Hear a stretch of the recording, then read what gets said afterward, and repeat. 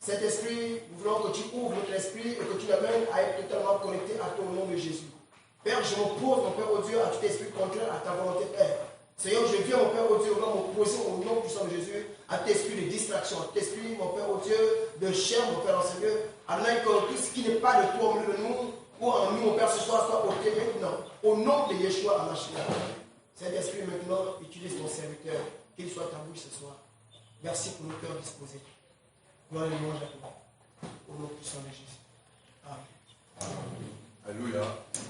Si, pour moi, excusez-moi, si nous voulons, si nous pouvons occuper les places, on peut displacer. Je peux les m'excuser, si on peut nous approcher, occuper les 20 places, et les autres vont venir en arrière au fur et à mesure. Amen. Ça peut s'approcher. S'il vous plaît, excusez-moi, pardon.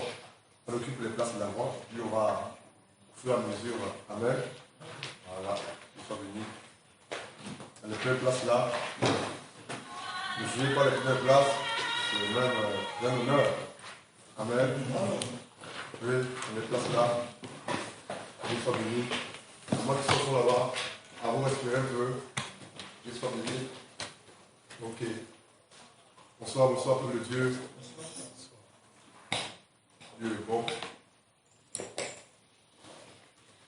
Comme on le sait, pour la plupart, nous sommes là pour moi et moi. Donc, le mardi, le mercredi et le vendredi, 3 jours de la semaine. Mardi, mercredi et vendredi, nous nous retrouvons par la grâce de Dieu pour prendre l'information de partage de la parole de Dieu. Je vais s'échanger tout au long du mois de janvier. Alléluia. Je vais faire mon cher dans vous. Mon cher dans vous. Une autre personne. C'est que je suis très important. La gloire de l'œuvre de la Jésus de Nazareth. Je suis content d'être là ce soir. Vous savez, ces moments n'ont pas été préparés ou prévus d'avance. C'est poussé par l'Esprit de Dieu. Dieu nous a convaincus de le faire. Vous savez, il y a vraiment un manque énorme de missionnaires dans ce pays. Je ne sais pas si vous l'avez remarqué. Et ce manque énorme de missionnaires dans ce pays fait en sorte qu'il y ait une marque dans ce pays. Vous avez l'autre, je ne parle pas de nous, je parle du corps de Christ. Oui, le corps de Christ. Et quand je parle d'église, je fais allusion à l'illumination. J'ai horreur des illuminations. Parce que les dénominations viennent diviser le corps de Christ. Christ, Jésus, dans son plan parfait, quand il voit l'église, quand il pense l'église, quand il voit l'église, il ne voit pas les noms. Il voit les frères et les sœurs qui font partie de ce corps mystique de Jésus-Christ de Nazareth. Le corps avec lequel il est ressuscité en fait. C'est ça l'église. Et la Bible dit que là où 2 ou 3 sont assemblés, il est là. Avant de commencer avec le temps d'information, je ne sais pas si on peut poser une ou 2 questions. Amen, Marie volontaire. 2 ou 3 questions. La grâce de Dieu. Je vais commencer. Question, oui, tu te présentes avant, s'il te plaît. Bonjour à tous, moi c'est la sœur Alpha. Bonsoir, sœur Alpha. Sois béni. Ma question, c'est une question que quelqu'un m'a posée lorsque je lui parlais de Jésus. D'accord. Et il m'a dit que, il m'a posé la question, est-ce que j'ai déjà lu l'évangile selon Judas Iscariote? D'accord. Et j'ai dit non, parce que je n'ai pas vu ça dans la Bible, donc je ne savais pas que Judas avait écrit un évangile. Mm-hmm. Et il m'a dit que, est-ce que tu sais que c'est grâce à Judas qu'on a le salut en fait? Parce que si Judas n'avait pas livré Jésus ne serait pas mort, il ne serait pas crucifié, il ne serait pas ressuscité. Donc Dieu a utilisé Judas pour accomplir son plan parfait. D'accord. Et donc, il me demandait, est-ce que c'est pas Dieu qui a utilisé un homme qui a fait du mal? Enfin, les gens considèrent qu'il a fait quelque chose de mal, alors qu'en fait, il a accompli la volonté de Dieu. Dieu l'a utilisé pour accomplir la volonté de Dieu. Maintenant, pourquoi Dieu a permis encore je ne sais pas comment il a dit ici, c'est Dieu qui a fait en sorte que Judas se suicide. Pourquoi il a été dur avec Judas alors que Judas n'a fait qu'accomplir son plan. Déjà, ce qu'il faut comprendre, c'est qu'effectivement, c'est ce qu'on appelle les textes apocryphes. Le livre de Judas et Iscariote. Voilà, ils sont nombreux. Il y a même le script, ce qui est à côté de Jérémie, les gars l'ont écrit. Mais on appelle ça des textes apocryphes. C'est quoi le texte apocryphe? C'est l'ensemble des livres qui n'ont pas été retenus dans le canon biblique, le canon chrétien. Les pères de la foi sont retrouvés et il y a un certain nombre de livres qui n'ont pas été retenus dans le canon. L'ensemble des livres qui sont inspirés par le Saint-Esprit. C'est là le canon en fait. Et du coup, il y en a tellement de livres apocryphes. Il y en a beaucoup. Et ces livres apocryphes-là sont utiles pour l'histoire. Connaître l'histoire. Alléluia. Mais en matière de salut, c'est pas important. Ce sont des livres inspirés. Inspirés par le Saint-Esprit. Il n'y a pas de vie dans ces livres-là. Quand on les lit, ces livres-là, c'est juste pour connaître l'histoire, c'est ce qui s'est passé. Il n'y a pas la vie. C'est différent lorsqu'on lit le livre de Jérémie, le livre d'Apocalypse. Voilà. Effectivement, il a écrit. Ils sont nombreux qui ont écrit. Il y a même ceux qui ont marché avec certains apôtres qui ont écrit, mais qui n'ont pas été, ces livres n'ont pas été retenus dans le canon, en fait. Voilà quoi. Il y a plusieurs livres apocryphes. Maccabée 1, Maccabée 2, voilà, Sérachie. Il y en a tellement. Ces livres-là, les satanistes les utilisent. La question que je vais te poser, est-ce que celui qui a tu as imaginé n'est pas un sataniste, pas un occultiste? Parce que c'est déjà la question qui revient le plus souvent. Parce que dans leur loge, on leur dit un peu le contraire de ce que la parole lui dit. Voilà quoi. Et quand j'ai affaire à ce genre de personnes-là, je ne les rate pas en fait. Parce que je les connais en fait. Voilà quoi. Donc effectivement, Judas Iscariote a écrit. Il a écrit un livre. Voilà quoi. Et ce livre n'est pas retenu dans le canon. Effectivement, Judas Iscariote, c'est le fils de la perdition. Voilà quoi. Et c'est lui-même qui a décidé. Alléluia. Ce n'est pas Dieu qui a décidé que lui soit. Voilà. C'est lui qui a décidé de livrer Jésus. Voilà. Et ce qu'il faut comprendre, c'est qu'il y a certains débats qu'il faut éviter en fait. Amen. Donc, lorsque nous allons se faire, lorsque l'on prêche à quelqu'un l'évangile, les questions sont la bienvenue. Les questions qui nous tentent ou qui veulent nous amener hors, fermons-les en fait. Alléluia. Arrêtons-les en fait, tout simplement. Et comment arrêter ces gens de débats? C'est simple. Il y a des choses qui sont communes à tous les humains de la terre. Qu'ils soient rouges, noirs, jaunes ou blancs. Une chose commune, c'est le péché. Amen. Quand tu vois quelqu'un t'amène déjà à côté, veut te faire passer à côté de l'essentiel, ramène-lui, parle-lui du péché. Et c'est là. C'est commun à tout le monde le péché. Sauf ceux-là qui ont été affranchis par le Saint-Esprit. C'est tout en fait. Donc, effectivement, Dieu ne peut pas l'épargner. C'est lui-même qui a décidé, qui a choisi. C'est suicidé. C'est le fils de la perdition. La Bible le dit clairement. Il n'est pas interdit qu'il y ait des scandales. Malheur à celui par qui le scandale arrive. Alléluia.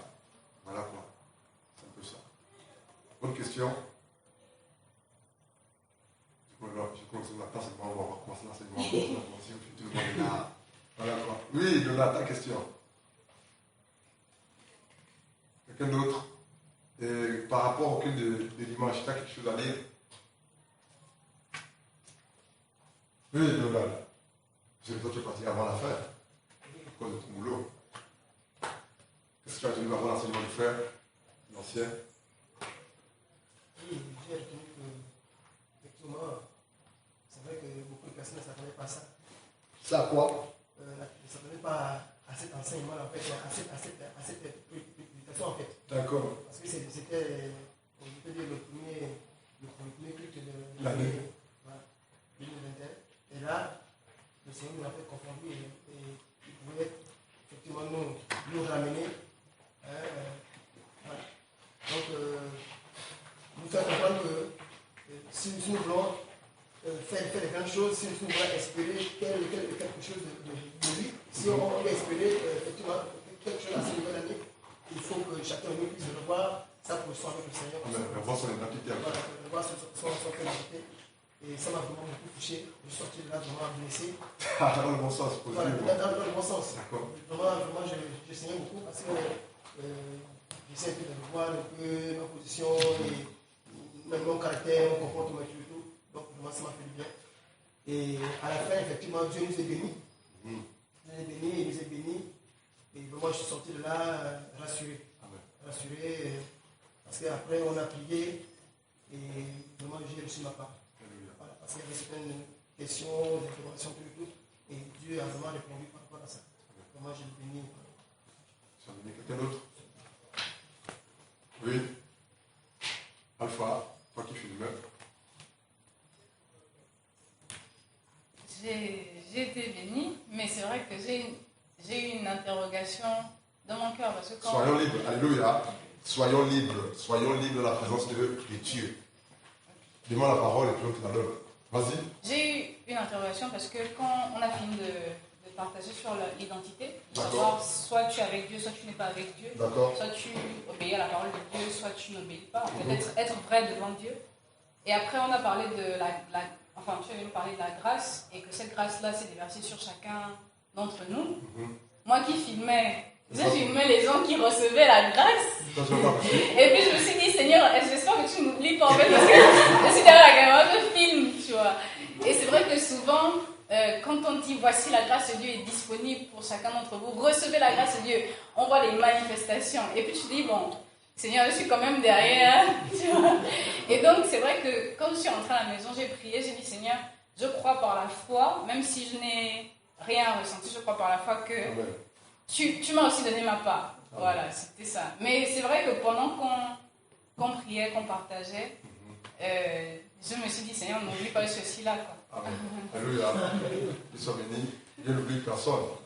Vous savez, même celui qui priait, il a reçu pour lui. Et celui qui priait pour les autres l'ont reçu pour lui, en fait. Il est tellement juste. Il y a un frère Guéraud, il y a Levni qui n'était pas là. Il est venu très tôt le matin. Il a pondu l'air. Il a sorti les chefs. Il est parti travailler, en fait. Et on s'est vu, je crois, le même jour, en soirée, c'est cela, Levni. Ah oui. Vous me dites, frère, je n'étais pas, mais je sais que, après ce qui s'est passé là-bas le dimanche-là, j'ai reçu pour moi, en fait. Parce que j'allais s'aimer. Et il a tiré mon attention sur le mot s'aimer. Je fais beaucoup attention aux mots. Et quand quelqu'un parle, je ne regarde pas tant, j'observe, j'écoute ce qui sort de sa bouche. Alléluia. Parce que l'homme, une personne qui le regarde, ce qui sort de sa bouche. Et là, il dit, juste d'aller très tôt. Il y a 5 heures, c'est ça, non 5 heures, je suis sorti pour aller s'aimer parce que j'avais du boulot. Et effectivement, c'est la vérité, en fait. Toi, tu as filmé, c'est dans ton travail, voilà quoi. Tu sèmes. Amen. Et quand on sème, on récolte. Il n'y a aucune sémence qui a été sémée pour enfuir en terre qui n'est germe. Sauf s'il y a un problème. Amen. Et c'est une loi puissante dans la sémence et la récolte. Mais il y a un problème. Cette loi est beaucoup abusée dans nos églises. Mais lorsque l'on sème avec le cœur, on sait pourquoi ce qu'on le fait, à qui on le fait, pour qui on le fait, il y a forcément la moisson, la récolte. Alléluia. Ça, c'est ça qui gouverne, qui dirige ma foi chrétienne. La loi de la sémence et de la récolte. Et ce qu'il faut comprendre, c'est que Dieu récompense également ceux qui sèment. Amen. Dieu récompense. Notre Dieu, c'est Dieu qui récompense. Voilà. Donc chacun pour sa part a reçu. En fait. Dieu soit béni. On va juste voir les fruits au nom de Jésus. Amen. Sauf s'il y a une dernière intervention, on va vite de dernière intervention. D'accord, allons-y dans la parole. Allons-y dans Matthieu 7, s'il nous plaît. J'espère que vous allez donner vos portables pour vous nous éclairer. Un instant, s'il te plaît, sœur. Dieu a fait grâce, le compteur électrique a été acheté. Alléluia. Dieu a fait grâce. Je ne sais pas qui c'est. On va juste dans la caisse de l'église. Nous faisons le prix exact de l'achat du compteur d'électricité. C'est bien même fait. Amen. Donc on attend juste que la SCG vienne le placer. Alléluia. Que Dieu soit béni. Vas-y, sœur. Ne donnez pas les choses saintes aux chiens. Ne jetez pas vos fers devant les pourceaux. De peur qu'ils ne les foulent au pied et ne se retournent et ne vous déchirent. C'est quoi jeter les perles. On va aller, Matthieu chapitre 7, le verset 6. Ok, on va commencer par du verset 1. Vous pouvez comprendre? Je vais lire. C'est Seigneur. Ne jugez point afin que vous ne soyez jugés. Amen. 2. Car on vous jugera du jugement dont vous jugez et l'on vous mesurera avec la mesure dont vous mesurez. Passage puissant. Verset 3. Pourquoi vois-tu la paille qui est dans l'œil de ton frère et n'aperçois-tu pas la poudre qui est dans ton œil? 4. Ou comment peux-tu dire à ton frère, laisse-moi ôter une paille de ton œil, toi qui as une poutre dans le sien. 5. Hypocrite. Ôtez premièrement la poutre de ton œil et alors tu verras comment ôter la paille de l'œil de ton frère. 6. Parce qui nous intéresse. Ne donnez pas les choses saintes aux chiens. Et ne jetez pas vos perles devant les pourceaux de peur qu'ils ne les foulent aux pieds et ne se retournent et ne vous déchirent. C'est cela. En fait, ce qu'il faut comprendre, c'est que ici, ne donnez pas les choses saintes aux chiens. Dans la Bible, lorsque l'on parle de chien, d'abord dans l'Ancienne Alliance, dans le Lévitique, le chien symbolise que le chien est un animal pur. Amen. Et quand on parle de chien, c'est un animal pur. Et naturellement parlant, lorsqu'on voit un chien, le comportement naturel d'un chien, il avance, il recule, il fait caca, il fait pipi, il revient sur ce qu'il a fait. C'est ça, non? Et Dieu dit aux personnes qui ont reçu de Dieu de ne pas donner les choses saintes aux chiens. C'est quoi les choses saintes? Les choses précieuses du royaume. Il y a des choses précieuses du royaume que Dieu donne à ses serviteurs, ou communique par révélation, ou enseigne à ses serviteurs. Et Dieu dit, il y a des choses que Dieu te dit, ou que Dieu me dit, que je ne peux pas dire à telle ou telle personne. Parce que cette personne est une chienne, spirituellement. Ça veut dire quoi? Si tu lui donnes de telles choses, c'est cette même personne qui est chienne spirituellement qui va les fouler, les cuire. Mais Dieu nous demande de ne pas donner les choses saintes aux chiens. En fait, il y a des personnes qui ont un certain nombre de caractères. Quand tu les vois, ne leur dis pas les choses précieuses du royaume. Un enseignement qui lui avait donné quand j'étais encore à Libreville, tout jeune, 28 ans, 29 ans à peine, d'âge, 2 ans, 3 ans après ma conversion. Et il y avait le feu de l'enseignement en moi. Et par la grâce de Dieu, Dieu permettait qu'à Libreville, l'ensemble, c'était grand, à l'intérieur de l'express, c'était grand. Puis, il y a un enseignant qui m'aimait bien, qui me laissait la possibilité de partager. Et ce jour-là, je me suis levé, j'ai enseigné sur les 3 dimensions de la nouvelle naissance. Les 3 dimensions de la nouvelle naissance, les 3 décrets. Et dans l'enseignement, je disais que par la grâce de Dieu, que les animaux, l'herbe, tout va renaître de nouveau. La nature, tout va renaître. C'est tellement profond qu'à la fin, les anciens de l'Église, les pasteurs principaux et d'autres frères anciens sont regroupés pour décortiquer l'enseignement. Et c'est bien de le faire en fait. Lorsqu'on fait un partage, les anciens de l'Église se trouvaient pour essayer de voir ce qui est conforme à la parole ou non conforme. Et les anciens disaient que ce que Blanchet a partagé, ça ne sait pas. Et c'était fort. Tout ça, je ne savais pas après le dimanche à la question. Et le mardi se trouve à l'église des maisons. Les anciens églises des maisons aussi n'ont pas en parler en fait.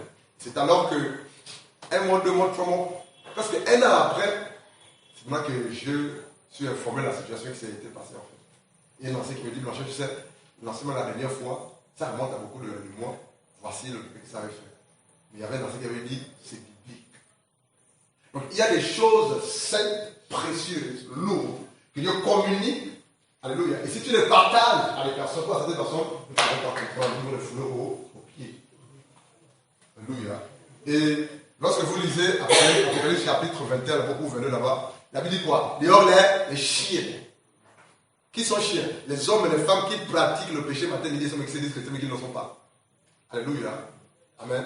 C'est eux en fait. Donc il y a des choses qu'on ne peut pas communiquer ou donner aux hommes, aux femmes qui ne sont pas enracinés dans le Seigneur. C'est pas la crainte de Dieu. Si tu leur donnes ça, frère, ça va les détruire, ça peut les détruire, ou ils vont fouler ça aux pieds. Là, nous sommes en train de parler d'enseignement sur les missionnaires. Mais ce que je sais, ce que je veux dire est dur, ce que je veux dire est dur, ce que je sais, c'est que parmi nous là, il y en a qui ne seront pas des véritables missionnaires. Ou qui vont prendre cet enseignement durant tout ce mois-là et qui vont mettre ça où? Quelque part là-bas, ça ne va pas les servir. Mais c'est eux les chiens en fait.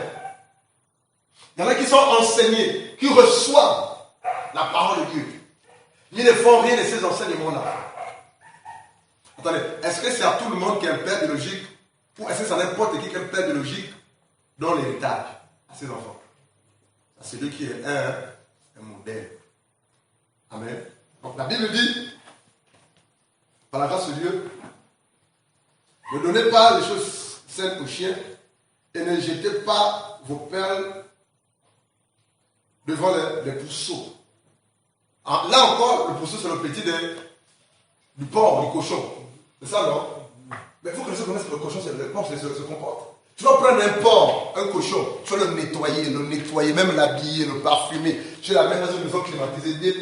Ouais, poulailler, non. On regarde pour les cochons. Dans la porcherie. J'ai parlé pour le poulailler, c'est que le poule parle, moi. Et puis, il est bien nourri, tout frais, petits oignons. Qu'est-ce qui va se passer, frère? Il va repartir dans la vie. Vrai ou faux? Il y a des personnes dans le Seigneur qui sont comme ça. Dieu les nourrit spirituellement. Alors, on connaît certaines personnes. Dieu les enseigne, Dieu les communique la vie, Dieu fait, Dieu les nettoie, Dieu les bénit. Mais c'est les premières personnes qui sont parties dans la route du péché.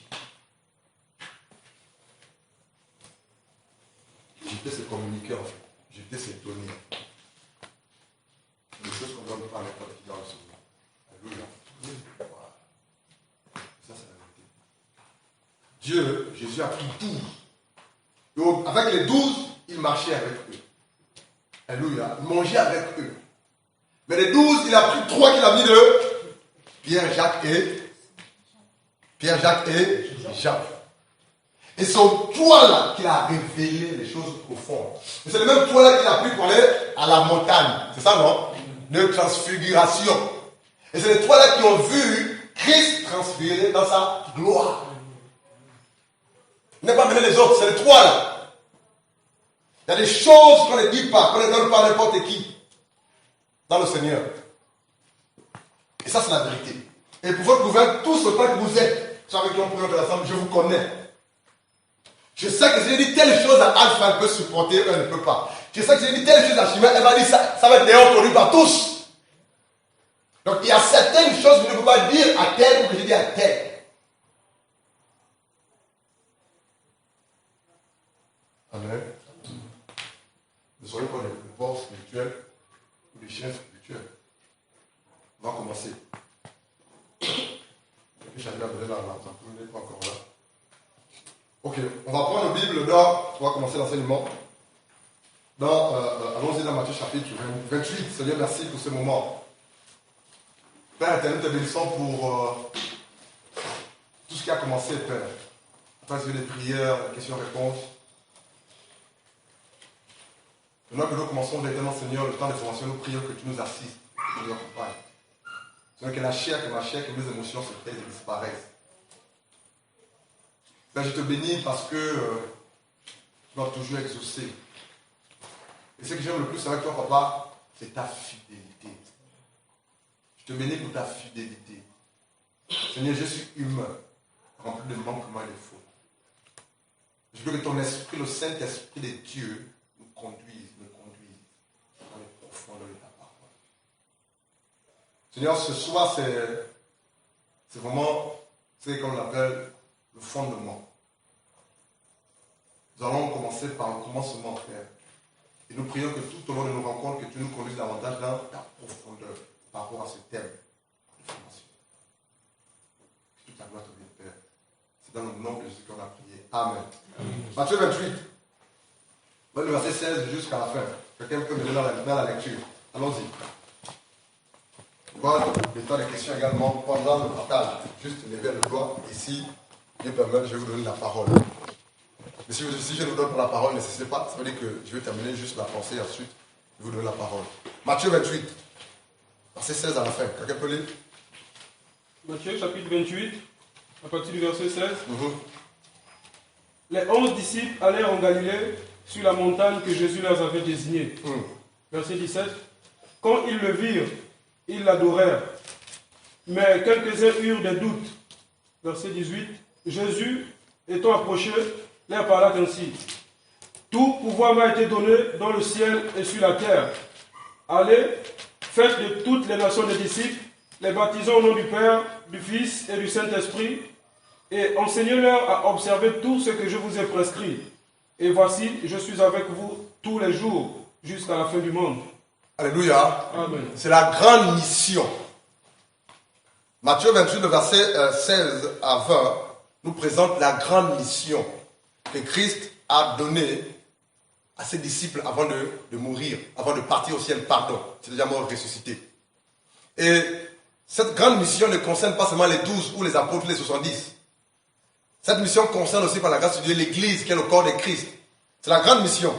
Il dit au verset 16, les 11 disciples allèrent en Galilée sur la montagne que Jésus leur avait désignée. 17.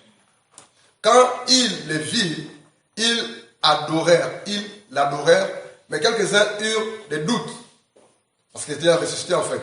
Verset 18. Jésus s'étant approché, leur parla ainsi. Ce passage est merveilleux. Tout pouvoir m'a été donné dans le ciel et sur la terre. Lorsque l'on parle de pouvoir, c'est exousia, c'est autorité. Exousia en grec, exousia en grec. Quand on parle de pouvoir, c'est l'autorité. C'est la puissance. Il dit, tout pouvoir m'a été donné dans le ciel, sur la terre et sous la terre. Et après avoir dit cela, qu'est-ce qu'il dit au verset 19? Allez! Jésus-Christ de Nazareth, après être ressuscité, avait rendez-vous avec ses disciples. Et là, il leur met en confiance. Tout pouvoir, la première chose qu'il convient de savoir et de connaître une bonne fois pour toutes, frères et sœurs, dans le Seigneur, avant de commencer avec les définitions de ce qu'on entend par missionnaire, c'est que le missionnaire de Jésus-Christ de Nazareth doit être rassuré que celui qu'il a envoyé ou mandaté a pouvoir, a tout le pouvoir dans les cieux, sur la terre et sous la terre. Ça veut dire quoi? Si celui qui t'a envoyé a tout pouvoir dans toutes les sphères, alléluia, ça veut dire que rien ne peut te nuire. Rien. Frère, s'il y a quelque chose dont je suis sûr de les autres, c'est l'assurance et l'oreille, la puissance de mon Dieu. Ce qui fait que je ne recule devant rien du tout. Aucun sorcier ne me fait peur. Tous les sorciers peuvent se réunir, pouvoir me nuire ou m'attaquer, ne peuvent rien me faire. Pourquoi? Parce que Matthieu chapitre 28, le verset 18 dit quoi? Jésus-Christ a reçu tout pouvoir dans les cieux, sur la terre et sous la terre. Il m'a dit, va Blanchard, délivre mon peuple.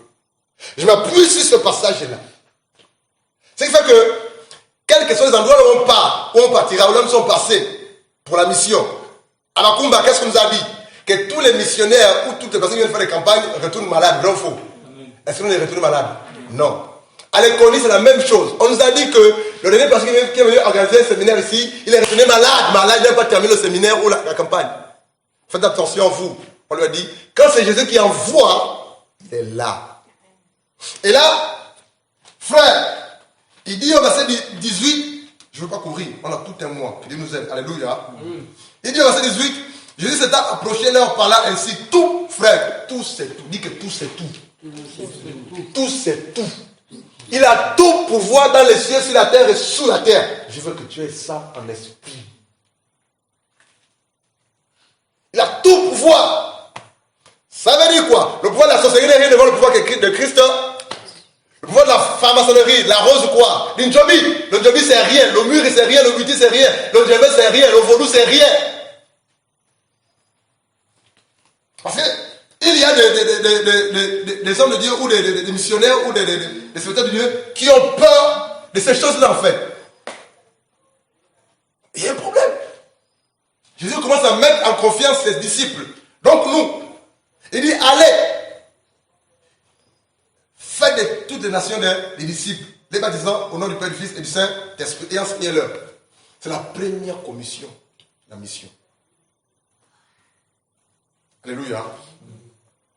On pose encore les fondamentaux. Jean chapitre 20, allons-y. Jean chapitre 20. On lit juste verset 21, s'il vous plaît. Jean 20, 21. Je vais lire Jean 20, 21. Merci Seigneur. Je vais lire. Jean chapitre 20, verset 21. Jésus a dit de nouveau, la paix soit avec eux. La paix soit avec eux. La paix soit avec eux. La paix soit avec vous. Comme le Père m'a envoyé, moi aussi je vous en. Waouh. Mais, Frère, l'affaire d'envoyer les missionnaires là, c'est pas une petite affaire, hein. Ta vie est en danger. Tu es exposé. Mais Dieu te rassure d'abord qu'il a tout pouvoir. Il te dit, va, je te donne ce même pouvoir, cette même autorité. Dans Jean chapitre 20, verset 21, il dit vraiment que la paix soit avec vous. Vous, disciples, vous envoyés, vous missionnaires. Il dit, je vous dis de nouveau, la paix soit avec vous, comme le Père m'a envoyé, moi aussi je vous envoie. Frère, les missionnaires, ou un missionnaire quelconque, s'il n'y a pas la paix de Dieu en lui, il ne va rien faire. Cette paix-là qui te rend sûr, qui te donne l'assurance, quels que soient les obstacles, les difficultés, les attaques, les menaces. Ce qui fait que si le missionnaire, c'est les versets, c'est les textes de base que l'on donne là, ça va nous aider tout au long du mois. Si le missionnaire qui est envoyé par Christ Jésus n'a pas la paix de Dieu qui surpasse tout, ne peut pas aller loin. Parce que aller en mission quelque part, ou être missionnaire, frère, c'est compliqué. Tu veux faire des jours sans manger. Voilà quoi. Tu peux tomber malade. Tu peux être victime des attaques, de tout. Mais si la paix de Dieu, si l'autorité de Dieu, la paix de Dieu n'est pas avec toi, tu n'iras nulle part.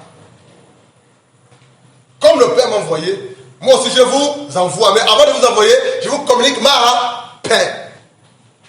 J'ai étudié l'histoire d'un missionnaire. Le premier missionnaire l'un des premiers missionnaires de la Chine, Hudson Taylor. Je prononce moi, c'est pas bon en anglais. Alphonse Ducamba, Hudson Taylor. Voilà quoi, merci.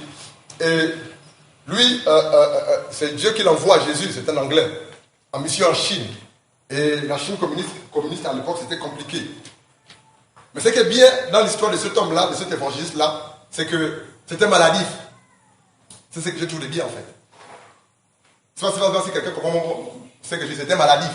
Mais malgré son état de malade ou son problème de santé, il a décidé, il a répondu à l'appel. Il est parti en Chine. Et il tombait tout le temps malade. À tel point que même son magasin de médicaments ou sa pharmacie, sans besoin de brûler tous ses médicaments brûlés. Mais il était toujours en eux. Alléluia. Mais s'il n'était pas rassuré ou sûr que c'était Dieu qui l'envoyait, et ce qu'il faisait, il devait aller nulle part. Donc, ce n'est pas un jeu être missionnaire. Nous, on se plaît à être dans les 4 murs. Oui, c'est un grand bâtiment, c'est bien. Et puis le pasteur est là, et puis il prêche, on est content. Mais c'est dehors que Dieu nous attend. Avant que les hommes ne viennent dans les 4 murs, ou entre les 4 murs, il faut qu'il y ait des hommes et des femmes qui travaillent dehors. Ces hommes et ces femmes vont confronter les puissances des ténèbres, arracher les âmes du feu de l'enfer. Ces hommes-là, ces femmes-là, Dieu les oint, Dieu les mandate, Dieu les équipe. Dieu est avec eux. Et Jésus ne peut pas envoyer quelqu'un sans se rassurer, sans donner l'assurance à cette personne, dit que la paix soit avec vous. Comme le Père m'a envoyé, moi aussi je vous envoie. Alléluia. Alléluia. Alors, Ézéchiel chapitre 22. On pose les textes de base. Ézéchiel 22.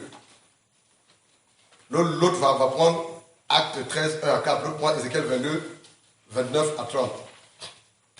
L'un prend Ézéchiel 22, 29 à 30. L'autre prend Acte 13, à la grâce de Dieu, 1 à 4.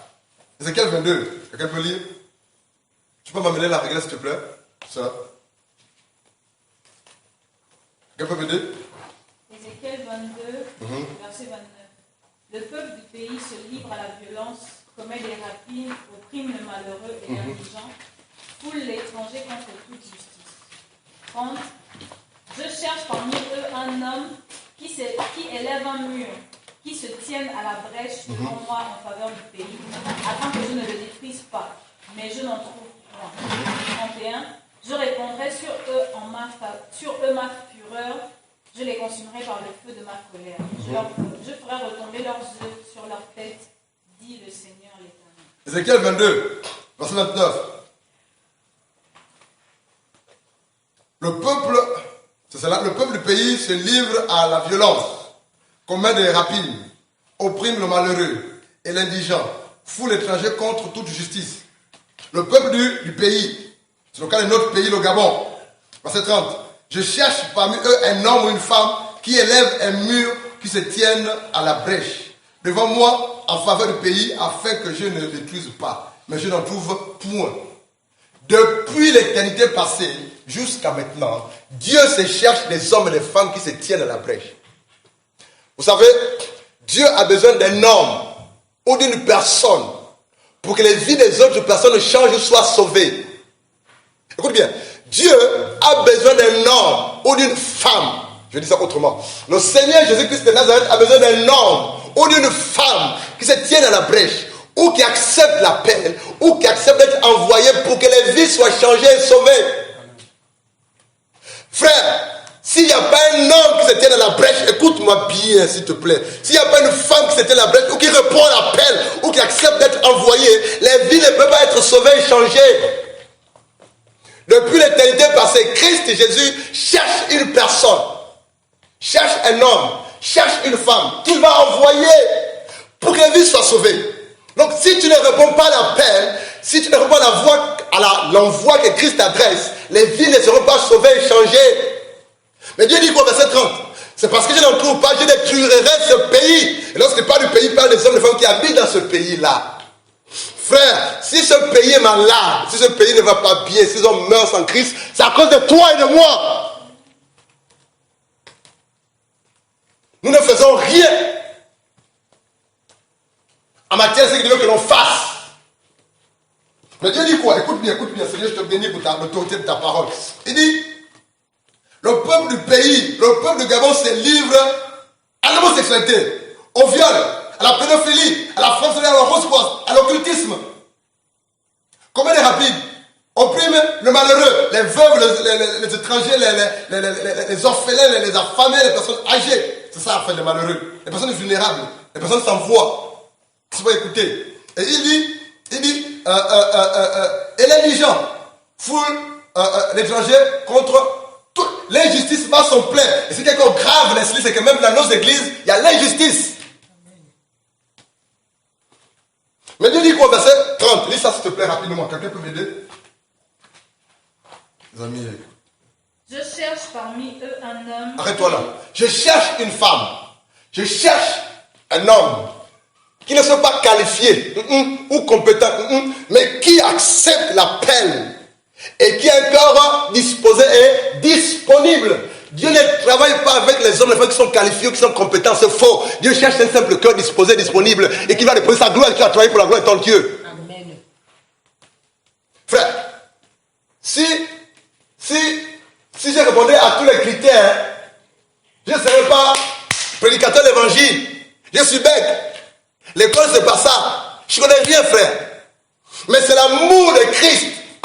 Ce jour-là, lorsque j'étais en chambre, après avoir boulé avec mon Dieu pendant près de 1, 2 ou 3 mois, j'étais fatigué, dit Seigneur, je ne veux plus te servir. Ce jour-là, pendant que j'étais en chambre, en train de prier, genoux au sol, front contre mon lit. Ce jour-là, Dieu m'a réprimandé et Dieu m'a montré une vision, l'une des visions. Et cette vision-là, c'était celle-ci. Dieu m'a montré tout un champ des hommes et des femmes qui étaient étalés au sol. C'était des cadavres éventrés. Je pouvais voir les côtes, je pouvais voir les mouches qui survolaient. Il y avait tellement de cadavres au sol. Et c'était horrible la vision. Pendant que je priais. Et là Dieu me dit, Blanchard, pendant que toi tu cherches du travail, mes âmes meurent et vont en enfer. Je te demanderai des comptes. Frère, je me suis levé de cette vision-là. C'était un vendredi soir. Le samedi matin, j'ai repris le travail d'évangélisation après avoir arrêté pendant 3-4 mois. Frère, tu es responsable du salut de ta famille. Sœur, tu es responsable du salut de ton quartier. Frère, tu es responsable du salut de ton pays. Tu es responsable. On vient aux définitions. Il y avait un dernier verset à lire, non? C'est Acte 14, c'est ça, non? Acte 13, 1 à 4. Allons-y. Après, on va expliquer, on va définir le mot missionnaire dans tous ses sens. Allons-y. Vas-y, frère, si tu as la page, s'il te plaît. Acte 13, 1 à 4. Il y avait dans l'église d'Antioche des prophètes et des docteurs. Alléluia. Barnabas, Siméon appelé Niger, Lucius de Cyrène, Manaën, qui avait été élevé avec Hérode, le Tartraque, et Saul.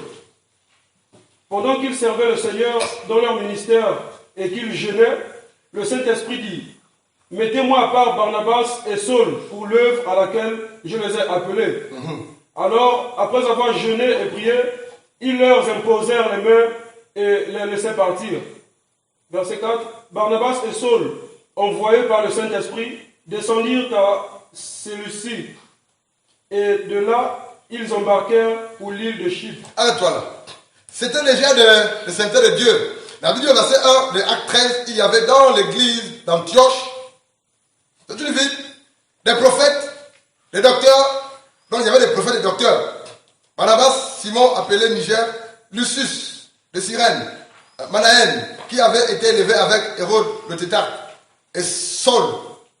Verset 2. Pendant qu'ils servaient le Seigneur dans leur ministère, dans leur service, c'était prophète et quoi? Docteur.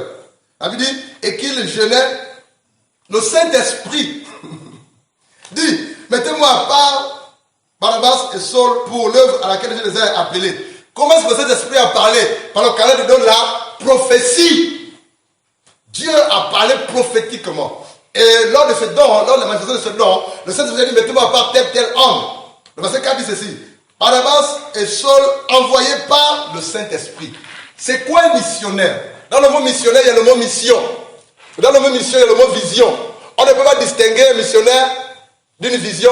On ne peut pas distinguer, on ne peut pas séparer, je vais dire, le mot missionnaire du mot mission. On ne peut pas séparer le mot mission de vision. Ces trois mots vont ensemble. Un missionnaire, c'est une personne qui va en mission. Une mission, c'est Dieu qui te donne une vision. Et c'est à travers la vision ou la révélation que Dieu te donne la mission. Et c'est à travers cette mission que Dieu fait de toi un missionnaire. Dans la Bible, le mot missionnaire n'existe pas. Mais ce mot est retrouvé lorsqu'on creuse un peu en grec. Missionnaire, il y a un mot grec qui renvoie à envoyer. Donc un missionnaire, c'est un envoyé. Un missionnaire, c'est un envoyé. Et les premières personnes, écoute bien, les premières personnes que Dieu envoie d'abord, premièrement, au champ ou en mission, c'est qui? Les prophètes. Les évangélistes et qui encore? Aidez-moi. Les apôtres. Que Dieu te bénisse, homme. Et en troisième position, les prophètes. Et là, quand on parle de missionnaire, par la grâce de Dieu, cela renvoie au mot mission. Et quand on parle de mission, derrière il y a le mot vision. Dieu communique d'abord la vision. Et cette vision, Dieu donne une mission. Et de par cette mission, Dieu fait de toi un missionnaire, un envoyé. C'est quoi le mot mission? C'est une tâche, c'est un travail. Et lorsque Dieu donne une vision à quelqu'un, ou une mission à quelqu'un, Dieu veut que la personne l'accomplisse. Frère, un missionnaire, c'est un homme, c'est une femme qui a accompli quelque chose pour la gloire de Dieu. Il y a le mot accomplissement qui est à la fin. On ne peut pas être missionnaire sans accomplir ce que Dieu t'a demandé de faire ou d'accomplir comme mission. Je pense que quelqu'un comprend quelque chose. Amen. Alléluia. Amen. Allez doucement. Seigneur, merci. Un missionnaire est un envoyé. Et là, on a lu dans Actes chapitre 13, verset 4 là-bas, que le Saint-Esprit les a envoyés. Donc le Saint-Esprit de Dieu a fait de ces deux personnes des missionnaires. Et si vous lisez Actes chapitre 14, ils sont allés en mission. Et lorsqu'ils sont allés en mission, Actes 14, la gloire de Dieu s'est manifestée. Dieu ne peut pas envoyer des missionnaires en mission sans leur donner sa gloire. C'est la raison pour laquelle dans Matthieu chapitre 28, la Bible dit quoi? C'est Jésus qui parle. Tout pour vous mettre dans les cieux sur là. Frère, écoutez s'il vous plaît. Je vais rassurer quelqu'un ce soir. Dans Matthieu 28, 18, il dit quoi? 16 avant là-bas. C'est précisément le verset 18. Jésus dit, tout pouvoir va être donné dans le ciel et sur la terre. Et sur la terre, il dit, allez. En fait, le verset 18 de Matthieu 28 nous met en confiance. Alléluia. Et le verset 19, il nous envoie. Mais quand il envoie, comme vous venez le dire, il équipe. Je pense que quelqu'un comprend ça. Il équipe. Et Dieu, dans sa grande puissance, dans son règne, a envoyé. Mais avant d'envoyer, il a équipé. Il a rassuré. Frère, le diable est méchant. Est-ce que tu peux comprendre ça? Il est réel. Il m'a visité plus de 3 fois. Il est réel. Un jour, il m'a dit, Blanchard, je ne vais pas m'appeler comme ça. Hein. Il m'a dit, toi là, si l'homme là ne serait pas avec toi, je vais manger ta chair depuis boire ton sang. Tu me déranges. Frère, si Jésus-Christ de Nazareth n'est pas avec toi, le diable va te manger. Ta chair, il va boire ton sang. Mais Dieu, connaissant cela, et ayant toute la puissance dans l'univers, nous rassure. Il a tout pouvoir, frère, tout pouvoir. Le pouvoir de ton sorcier du quartier, c'est rien. De ton parquet sorcier, c'est rien du tout. Il a tout pouvoir. Et son pouvoir n'a pas de limite, frère. Il dit, allez. Missionnaire, c'est envoyer. C'est envoyer. C'est Dieu qui envoie. Le Saint-Esprit envoie. Avant que Dieu nous envoie, avant que Dieu t'envoie, il va d'abord t'équiper, te rassurer, te mettre en confiance. Alléluia. Alléluia. Un missionnaire, avant d'aller dans le livre de Exode 3 là-bas, un missionnaire, écoute bien, on définit. Un missionnaire, autre définition, je vais le citer en vrac, il faut noter si vous voulez. Un missionnaire, c'est un gagneur d'âme. Un missionnaire est un gagneur d'âme. Tu ne peux pas aller en mission sans gagner les âmes, c'est qu'il y a un problème. Revois ton pouvoir. Un missionnaire est un gagneur d'âme. Un missionnaire, c'est une personne qui implante les églises. Donc, quand quelqu'un va en mission, quand Dieu envoie quelqu'un en mission, c'est pour aller gagner les âmes et implanter. Et l'affaire d'implanter les églises de créer là, c'est l'affaire des évangélistes et des apôtres. Alléluia. Et je vous assure que c'est merveilleux. J'aime ces deux ministères-là, les évangélistes et l'apostolat. Et les missionnaires, ce sont des leaders. Des leaders, des implanteurs d'église, des gagneurs d'âmes. En même temps, c'est des malades du Seigneur. Rien ne les arrête. Les maladies ne les arrêtent pas. Pendant qu'il y avait le Covid, frère, je travaillais matin, midi et soir.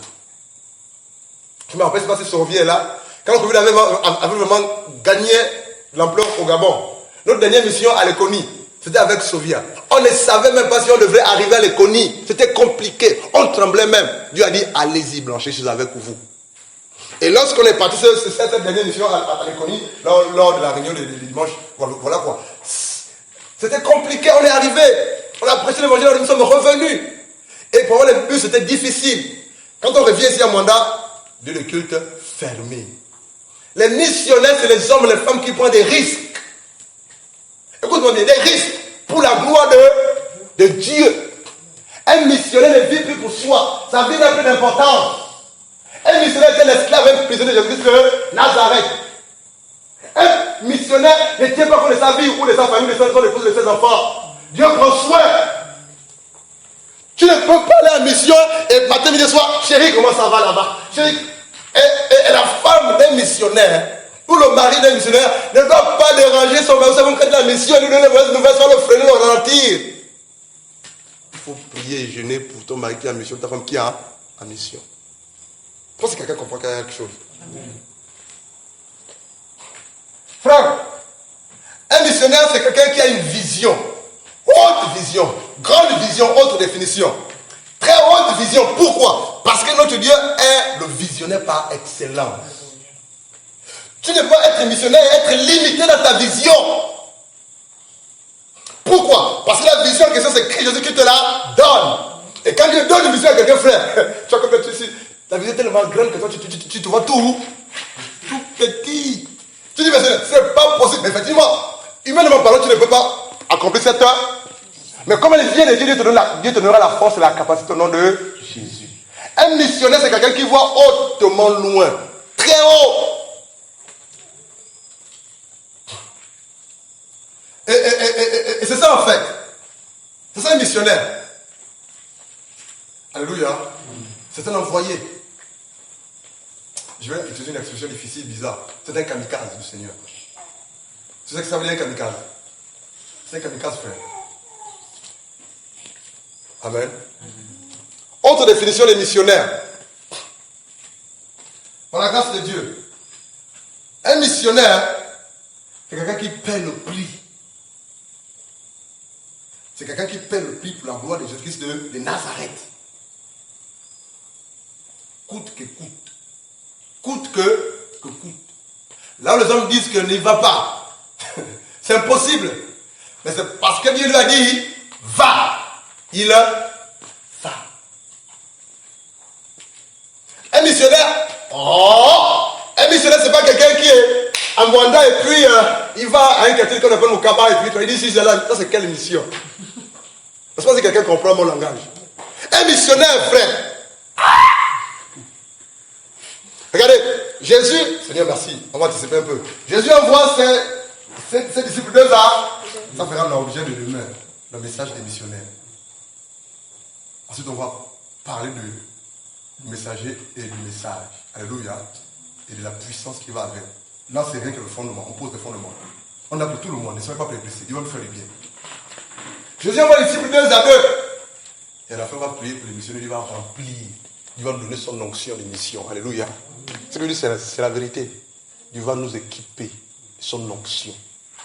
Amen. Et Dieu va dire, toi, va en mission à telle localité. Donc, si tu as attaché ton travail là, reste chez toi. Ça, c'est quelqu'un qui comprend mon langage. Si tu as attaché à ton travail, si tu es marié à ta femme là, à ton mari là, parce qu'à la fin, Dieu va parler. Il va dire, tel, allez là-bas mission. Tel, allez là-bas mission. Il me l'a dit la dernière fois, Blanchard va à Kény. J'ai dit, mais Seigneur, à Kény, on ne peut pas revenir des campagnes. Il dit, Blanchard va à Kény, les âmes t'attendent là-bas. Jésus envoie 2 aveugles. Il dit, repartez. Il envoie 2 aveugles dans Luc 10 là-bas. Et quand ils reviennent, ils disent quoi? Oh! Il dit quoi, mon ami? Même les démons nous ont soumis à temps. Même les démons nous sont soumis à temps. Et Jésus dit quoi? J'ai envoyé Satan tomber du ciel comme un nez. Frère, quand Dieu envoie en mission, la gloire nous accompagne. Et le diable a peur des véritables missionnaires qui ont été mandatés, envoyés par le Seigneur.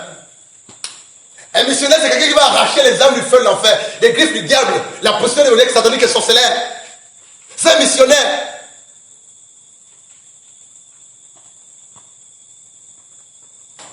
Un missionnaire, c'est quelqu'un qui a une vie de prière, de jeûne, de méditation.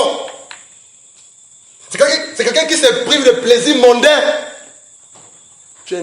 Attends, on t'envoie en mission. Il y a ce que vous appelez le tourisme, c'est ça, non? On t'envoie en mission, mais là, toi, tu vas faire le tourisme là-bas. Ça veut dire quoi? Tu vas visiter les endroits bien, mais tu as un problème. Si tu es avec moi, je te renvoie le même jour et pars. Quand on va en mission, on s'enferme. Le jour, on travaille, la nuit, on prie. Le jour, on travaille, la nuit, on prie. Le soir, on est au lieu de la campagne. Il n'y a pas le droit d'aller visiter la tour Eiffel, aller visiter la grande statue Eiffel. Les missionnaires qui vont à la plage. Il y a un problème, frère. Dieu nous bénisse. Question. Par rapport à cette définition, avant d'avancer, on va lire Exode 3 dans l'ancienne, on va voir quelques versets dans l'ancienne et quelques versets dans la nouvelle, qui parle des missions et des missionnaires, rapidement. Question. Ça doit lever là-bas? Derrière, ça doit lever? Non. D'accord. Ça va? Oui, frère. J'ai une question. Soyons libres, alléluia. Tu lèves la main, tu donnes la parole, tu te présentes, tu poses ta question. Et Dieu va nous aider à comprendre. Vas-y, frère. Moi, c'est le frère dont Ce que j'aime avec lui, c'est que quand c'est présent, donc toujours tout son nom intégral. Que Dieu te bénisse, frère. Amen. Donc, j'aimerais savoir, est-ce que une femme peut être missionnaire? D'accord. Bonne question. J'ai une question à poser à Donald et aux autres. L'esprit est accordé à qui? Aux hommes ou aux femmes seulement? Ou aux hommes seulement? Pour le monde. Qui est allé dire en premièrement que Jésus est ressuscité? Il n'y a ni grec ni. Nous sommes tous un en Christ. Mais il faut être sage, il faut équilibrer. Une femme ne peut pas aller à la mission seule. Si elle est mariée, par la grâce de ce mari-là, l'accompagne. Amen. Si elle ne l'est pas, que les anciens de l'église travaillent avec elle pour l'encadrer. Parce que la femme, c'est l'être le plus fragile, faible. Amen. Voilà quoi. Mais regarde, lis-moi Luc chapitre 8, s'il te plaît. Quelqu'un a la page Luc 8, le verset 1, 2 et 3 spécialement. Pour appuyer la réponse par un verset biblique. Luc 8, 1, 2, 3 et 4. Merci Seigneur.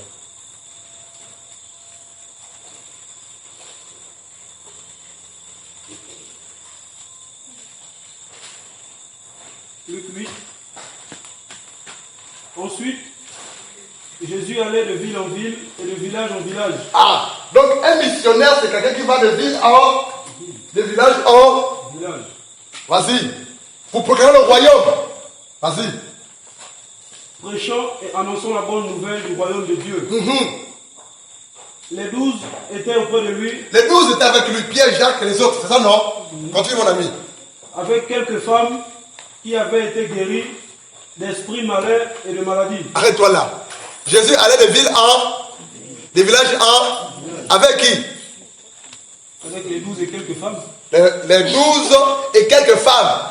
Donc les femmes marchaient avec des lieux en, des villages en, des villes en. La femme qui dit que oh, je suis une femme, je suis faible, je suis fragile, il y a un problème en fait. Dans ta tête, ça va. D'accord, qu'il soit béni. Soit tu la tapes en fait, il y a un problème. Continue le verset suivant, s'il te plaît, frère. Marie, dite de Magdala, de laquelle étaient sortis 7 démons, Jeanne, femme de Chouza, intendant des rôles, Suzanne et plusieurs autres qui l'assistaient de leur bien. Amen. Paul allait à la mission avec Aquilas et Priscille. C'est ça, non? Il travaille beaucoup avec eux. Donc c'est possible, à la grâce de Dieu, qu'une sœur, dont on connaît le témoignage, qui craint Dieu, aille en mission. Mais doit être encadrée par les anciens. Alléluia. Jamais envoyer une sœur seule. Jamais envoyer un frère et une sœur. Deux sur la mission. Le pire peut à. C'est pas si quelqu'un comprend mon langage. Amen. Il faut commettre l'erreur là. Un seul esprit va en mission avec le frère Raël à Philadelphie aux États-Unis. Oui, ils peuvent être vrais, sérieux. Moi, le contraire, ce que Dieu peut faire, éviter. Un frère et deux sœurs. Deux sœurs et un frère. Alléluia. Une équipe. Amen. Donc, quelqu'un comprend ça. C'est bon, c'est bon, ça peut aller. Autre question. Par rapport à la première partie, en fait. On va avancer. Lorsque l'on lit Exode chapitre 3, on va lire le verset 10. Quelqu'un peut m'aider? Exode 3, le verset 10. Dans l'Ancienne Alliance, lorsqu'on parle de missionnaires, la première personne qui a manifesté, ou qui était envoyée, ou qui était missionnaire, c'est qui? C'est le prophète Moïse. C'est nettement avec lui que le mot envoyé ou missionnaire commence, Moïse. Nous avons dit au départ qu'un missionnaire c'est un envoyé, c'est un apôtre, c'est un évangéliste, un petit peu le prophète. Et on a vu que ce mot a réellement commencé à exister véritablement avec Moïse. Dieu fait de Moïse un envoyé, un missionnaire. Et quelle a été la mission de Moïse? Aller délivrer le peuple de Dieu qui était en esclavage en Égypte. Donc lorsque Dieu appelle un missionnaire, ou lorsque Dieu envoie un missionnaire, dans l'appel ou dans la voix, il y a aussi le message, l'objectif. Amen. Ça, c'est quelqu'un qui comprend ça. Amen. On ne va pas comme ça en mission. Tu vois, en mission, on fait quoi? Je ne sais pas. Non. Lis le verset 10, s'il te plaît, Exode 3.10. Exode 3.10. Tu fais fort, tu dis sans lumière. Comment il fait? Comment tu fais? Quelqu'un d'autre? Il y a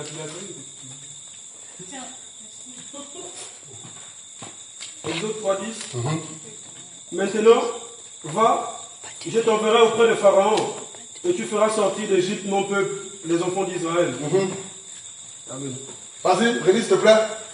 Maintenant, va, je t'enverrai auprès de Pharaon, et tu feras sortir d'Égypte mon peuple, les enfants d'Israël. Verset 11. Moïse dit à Dieu, qui suis-je pour aller vers Pharaon et pour faire sortir d'Égypte les enfants d'Israël? Dieu dit, maintenant va, je t'envoie, ou t'enverrai, je t'envoie. Je t'envoie. Et dans la voie là, Dieu dit quoi? Va délivrer mon peuple de là-bas. Moïse connaissait sa mission. On ne peut pas parler de mission ou de missionnaire sans vision. Dieu a communiqué une vision à Moïse. Dans cette vision, Moïse écoute ce que Dieu attend de lui. Et qu'est-ce que Dieu attend de Moïse? Dieu veut que Moïse aille délivrer son peuple. C'est ça sa mission. Et Dieu fait de Moïse un missionnaire, un envoyé, un apôtre, un évangéliste. Parce que Moïse a presque incarné tous les ministères. Pourquoi? Parce que Moïse était une image, une symbolique de Jésus-Christ de Nazareth. Et là, Dieu dit à Moïse, à travers la vision du buisson ardent, va, je t'envoie délivrer mon peuple, va. Moïse dit, mais je ne connais pas parler, je ne sais pas parler, je suis bête. La majorité des hommes et des femmes que Dieu appelle, que Dieu qualifie, c'est des hommes et des femmes qui ne valent rien. Mais Dieu leur prend dans leur voie, vient là, il les nettoie, il les lave, il les prépare, et Dieu leur donne son onction. Et Dieu fait de ces hommes, de ces femmes-là, des personnes surnaturelles. Amen. Des missionnaires, c'est des hommes et des femmes naturels que Dieu rend surnaturels. Des missionnaires, c'est des hommes et des femmes naturels que Dieu rend spirituels.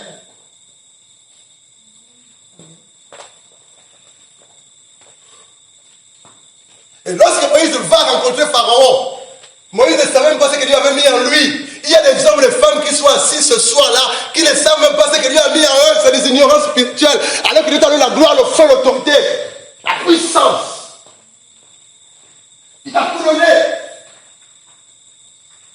Mais comment veux-tu découvrir ce que Dieu a mis en toi si tu ne t'élèves pas, si tu n'obéis pas, si tu ne vas pas, si tu ne te soumets pas? Ce jour-là, quand je viens à Libreville en mandat, c'est un témoignage. J'arrive, c'est la voiture de la mec qui me chercher à la gare routière. Non, pas la gare routière. Là où le train s'arrête, on appelle comment? À la gare, que Dieu te bénisse. La gendarmerie vient, l'autre, on appelle ça comment? Grosse voiture là. Je n'ai rien compris. C'est vous, monsieur Blanchard? Oui. On nous a aussi j'ai monté. Je dis, waouh! Je te connais monter la grosse voiture. Mais là, il y avait une image. Une portée spirituelle. Amen. La gendarmerie vient me chercher. Je ne suis rien, misérable, pauvre, impuissant, incapable, que je suis tout petit. Et là, il me dépose à la maison chez le frère qui m'a hébergé. C'est après que Dieu me dit, Blanchard, j'ai envoyé l'autorité physique chez l'autorité spirituelle que tu es. Amen. Je dis, c'est plusieurs années après un mandat. Je dis, merci Seigneur, je te bénis. Alléluia. Et un jour, pendant que, écoute bien, c'est pour la gloire de Dieu. Un jour, pendant que l'on priait, je ne sais plus trop où, prophétie tombe. Là, Dieu me dit, à l'époque là, c'est ici un mandat, c'est 1 an ou 2 ans. C'était compliqué la galère, la fin. Même pour moi, c'était difficile. Dieu me dit, Blanchard, j'ai tout donné. Et cette phrase m'énervait souvent. Mais comment Dieu me dit qu'il va tout donner alors que je n'arrive pas à nourrir ma famille, à prendre sur les mains? Il me dit, j'étais tout. Et là, je n'ai pas digéré encore cette fois. Je lui ai dit, qu'est-ce que tu m'as donné? Et là, il s'est mis en colère.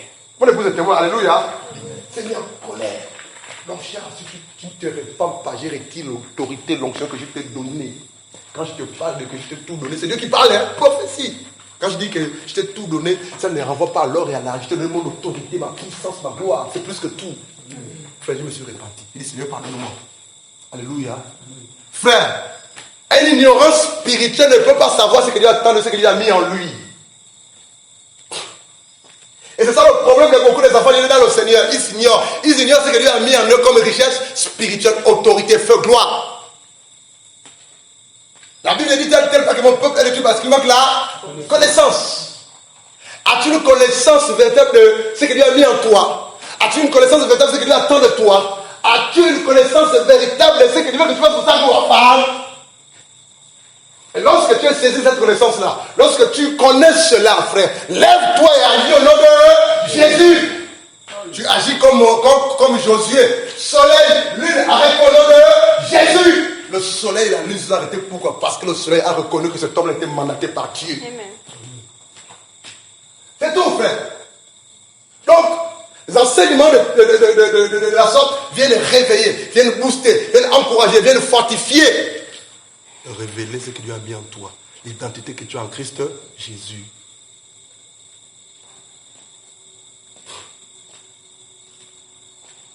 Isaïe 6, 8 et 9. C'est 19 ans, vous me dites, on va arrêter.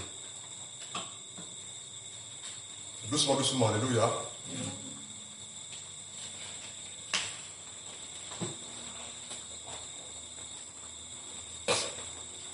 Isaïe 6, 8, 9. Je le point Ézéchiel 2, 1, 2, 3. Allons-y, s'il vous plaît. Dieu nous bénisse. Isaïe 6, 8 à 9. Et j'entendis la voix du Seigneur qui disait, qui enverrai-je et qui ira pour nous?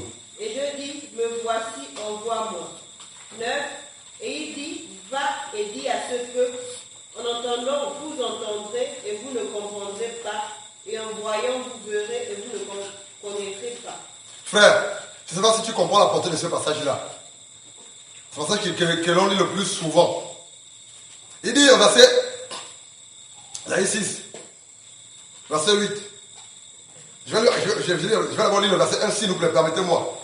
L'année de la mort du roi Osias, je vis, Isaïe le prophète vit en esprit, assis sur un trône très élevé, et les pans de sa robe remplissaient tout le temple.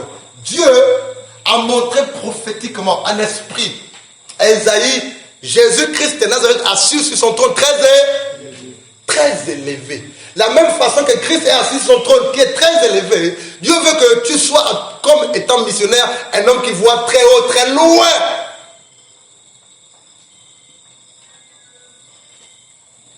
J'ai quelque chose à te dire avant, je vais ouvrir une parenthèse. Vous savez pourquoi est-ce que plusieurs personnes qui ont reçu un appel ne réussissent pas? Mon ami, tu sais quelque chose? Plusieurs personnes qui ont reçu l'appel de Dieu ne réussissent pas, tu sais pourquoi? Ils ne connaissent pas le Dieu qui les a appelés. Ils n'ont pas foi en Dieu qui les a appelés. Pour sauver le tout, ils n'osent pas. Ils n'osent pas. Ils n'osent pas. Ils n'osent pas. Tu veux voir la gloire de Dieu, ose par la foi. Tu veux voir Dieu agir, ose par la foi.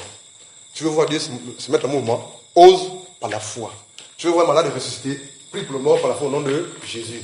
Tu veux un paralytique marcher, prie pour le paralytique au nom de par la foi. Alléluia.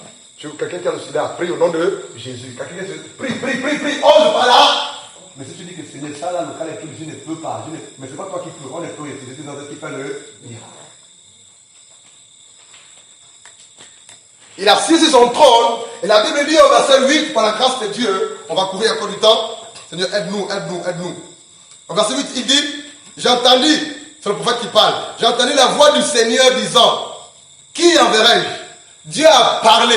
Et pendant que Dieu parle, Esaïe le prophète entend. Il dit, Dieu a parlé. Et pendant que Dieu parle, Esaïe écoute, entend. Et Esaïe dit, j'ai entendu la voix du Seigneur disant, qui enverrai-je? Donc Dieu dit, qui veut être missionnaire? Non, c'est pas ça. Parce qu'un missionnaire, c'est un homme qui veut être missionnaire. Qui veut être missionnaire? Qui est disponible et disposé pour que je l'envoie en mission? Mais avant que je l'envoie en mission, je lui donnerai une vision. Et c'est la vision qui fait de toi un missionnaire. Et lorsque Dieu fait de toi un missionnaire, c'est pour accomplir un but, un objectif. Mais Dieu pose la question.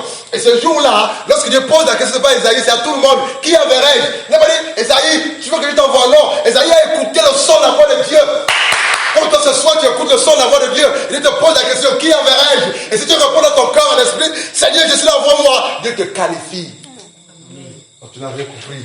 Dieu te qualifie. Amen. Non, tu n'as rien compris. Si tu réponds, Dieu te qualifie. Amen.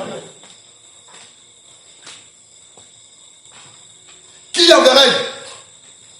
Qui marchera pour moi? Donc un missionnaire de là, c'est quelqu'un qui marche. Il marche. Il ne fait que ça. Il a, comme un fou et malade, il marche. Il met ses pieds n'importe où. Là où il y a les pièges, là où il y a les fusées nocturnes, là où il y a la sorcellerie, là où il y a tout. Il met ses pieds. Mais ses pieds sont comme les pieds des reins. Les mêmes pieds que Jésus là, Apocalypse chapitre 3. Donc là-bas. Les pieds des reins, frère. Ne t'amuse pas avec. Qui enverrai-je? Qui marchera pour nous? Dieu se veut un homme qui marche pour lui, homme. Dieu se veut d'une femme qui marche pour lui, femme. Dieu cherche un homme qui marche pour lui, femme. Tu as longtemps resté dans tes quatre murs. Tu as longtemps resté dans ton église bâtiment. Dieu veut que tu sortes un peu. Dieu veut que tu ailles quelque part. Dieu veut que tu ailles loin de ta ville pour annoncer l'évangile. Parce qu'il y a des âmes qui doivent être sauvées que par ton canal. Si je passe, rien ne peut se faire. Mais si tu passes, le miracle se passe. Est-ce que tu peux comprendre ça? Il y a Alpha et Victor qui sont allés dans une maison quelque part. Témoignage. Merci Saint-Esprit. Et là, avant, je suis passé pour l'évangile. Toutes les fois que je suis passé, Alpha, amen ou pas amen. Ils m'ont dit, je ne veux pas t'écouter. Authentique, hein? Je vais te blesser un peu en fait. Je suis passé dans cette famille-là. Pas une famille bien là. On ne va t'écouter. Je suis repassé, on ne veut pas. J'ai essayé de négocier. Juste une minute, on ne va t'écouter. Passe ta route. Après, je suis passé. Mais quand Victor est passé, on les écoute. On les reçoit, ils prêchent. Vous priez où? Mais après, ils ont arrêté d'y aller. Et c'est une famille qui se perd. Et si vous ne répartez pas leur sentiment sur toi, Alpha et Victor, il faut dire Amen. C'est la vérité, frère. Dieu cherche un homme, Dieu cherche une femme. Il y a des personnes vers qui Dieu t'enverra, ils seront sauvés. Si moi je vais, rien ne se fera. On est tellement paresseux. On est tellement ronfleurs. On est tellement. Frère, il y a du boulot, il y a du boulot. Tu veux voir la gloire de Dieu? Lève-toi. Seigneur, sauve-nous. Qui enverrai-je? Qui marchera pour nous? Qui enverrai-je? Qui marchera pour nous? Qui marchera pour nous? Esaïe a dit, me voici Seigneur, envoie. Esaïe était à la fois un prophète, un docteur, un évangéliste.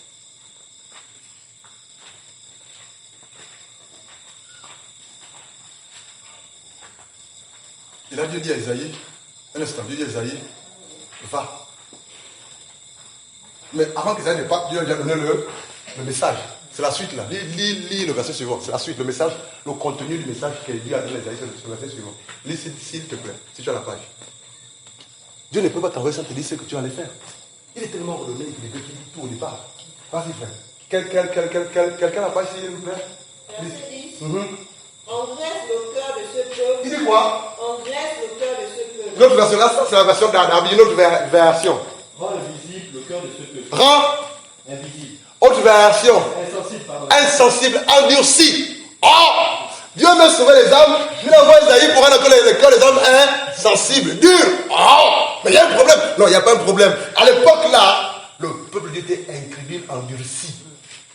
Et Dieu envoie Esaïe pour les condamner.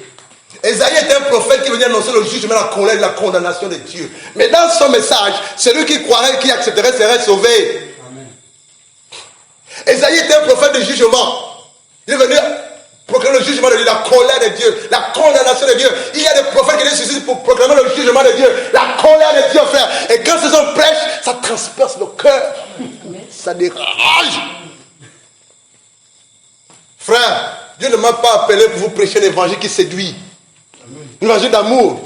Frère, si tu es là assis et que tu pratiques un péché quelconque, si tu mets, tu rentres en enfer sans escale. Et moi qui te prêche, si je suis dans le fond de te prêcher, je vais mourir, je vais en enfer sans escale. Parce que ce pays est compliqué. On a tellement eu les hommes de Dieu, les prédicateurs, les serviteurs de Dieu qui sont dans le fond. Un pied dans le monde, un pied avec Dieu, un pied dans la France, la rose croix. Et à Mwanda, la majorité des pasteurs de Mwanda sont des francs-maçons, des roses des chrétiens, des occultistes. Que vous appelez hommes de Dieu ou servants de Dieu. Le jour ils sont avec Dieu, la nuit ils sont avec le diable. Le jour ils lisent la Bible, la nuit ils lisent autre chose. Il y a quelqu'un qui m'a dit avant hier, par pasteur, il y a quelqu'un qui est venu ici, qui a dit que là où elle priait à la je ne sais pas trop où là, vers l'aliment là-bas, elle est quittée là-bas parce qu'il n'y avait pas la parole, c'était des histoires. Mais ici, c'est ce propos. On te dit ton problème de vie ou de mort. Mais c'est sans l'évangile. Jésus a dit quoi? Dans Luc 13. Si vous ne vous repentez pas, vous paierez tous pareillement. Si tu ne te repens pas, c'est une parenthèse que j'ouvre. Si tu ne te repens pas de tes péchés, tu vas mourir, tu vas en enfer. Mais la bonne nouvelle, c'est quoi? Christ Jésus est mort encore pour que l'on soit sauvé. Le pardon des péchés est encore possible. Le salut est encore disponible. Sortons de la lâcheté. Sortons du mélange. Sortons du faux semblant. Accepte de payer le prix. Mets-toi à part. Souffre un peu pour ton Dieu. Souffre un peu pour ton Dieu. Il te bénira. Il te délivrera. Le prix de l'élévation, c'est la souffrance. Avec Jésus, le prix de l'élévation, c'est la souffrance. Toutes les personnes qui étaient élevées par Christ, ils ont souffert. Tous. Les mots ont souffert. Ruth a souffert. Ruth a souffert. Vous les femmes là, vous savez épouser des hommes qui travaillent, qui sont en communauté. Épouse un pauvre, un peu si Dieu te le dit. Et Dieu te bénira avec lui. Tu veux choisir que l'homme qui est marié, qui a la voiture, tu sais ce qu'il a enduré? Tu sais ce par quoi il a souffert, il est passé. On veut tellement la facilité. On veut qu'on nous offre un plat doré sur table. Monsieur, arrêtez un peu de regarder vos séries télévision diaboliques là. Il y a quelque chose dans la souffrance, homme. Est-ce qu'on souffre pour Christ? Il y a une bénédiction dans la souffrance. Il y a quelque chose dans la souffrance. Une grâce. Lorsque tu souffres pour Dieu, Dieu te réconcile. il t'élèvera, il te bénira, il t'équipera, il se souviendra de toi, il ne te laissera pas tomber. Toutes les personnes qui ont souffert pour Christ et pour le royaume, frère, Dieu les a bénis, Dieu les a élevés, Dieu les a fait asseoir sur le trône de gloire.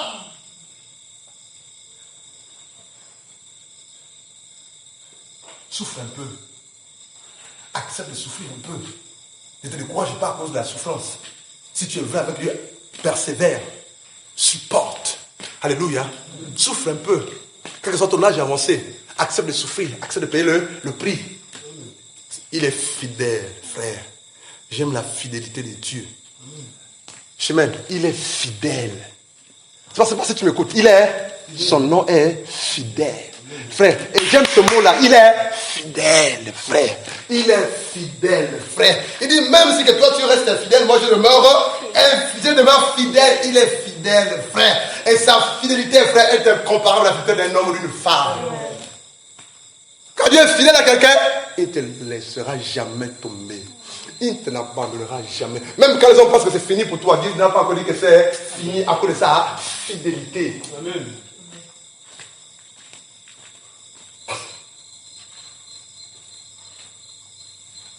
Ézéchiel 2. Je vous dis, arrêtez-moi 19h30, s'il vous plaît. Sauf si vous voulez qu'on aille jusqu'à 21h. Ézéchiel 2. Demain, c'est un jour. Alléluia. Ézéchiel 2. Là, c'est encore les fondamentaux qu'on pose. Définition, dans l'Ancienne Alliance, d'un tout petit peu de missionnaire d'envoyé. On va terminer avec, dans l'Ancienne Alliance, quelques versets. Après demain, on vient continuer avec le message des missionnaires. Voilà, pour la grâce qui va avec, si Dieu le permet. Et ensuite, nous allons prier. Demain, nous allons prier. À la fin de chaque séance, nous allons prier pour que ce qu'on a reçu pose, ça saigne en nous au nom de Jésus. Vas-y, Ézéchiel 2. Ézéchiel chapitre 2. Verset 1. Verset 1. Il me dit, fils de l'homme, tiens-toi sur tes pieds, et je te parlerai. Dès qu'il m'eut adressé ces mots, l'Esprit entra en moi et me fit tenir sur mes pieds. Et j'entendis celui qui me parlait. Verset 3. Il me dit, fils de l'homme, je t'envoie vers les enfants d'Israël. Alléluia. Fils de l'homme, je t'envoie. Frère, la question c'est celle, c'est la question fondamentale. Avant d'aller à la mission, rassure-toi que c'est Dieu qui t'a. Amen. Parce que si ce n'est pas Dieu qui t'a envoyé, tu vas recevoir des claques. Faut pas rire, c'est la vérité. Rassure-toi. Un missionnaire, c'est celui qui est envoyé par Jésus-Christ. 2. Un missionnaire, c'est celui qui est envoyé par celui qui a reçu la vision de Jésus-Christ. Non, tu n'as pas compris ça, tu n'as pas compris. Mon ami, qu'est-ce que tu as compris?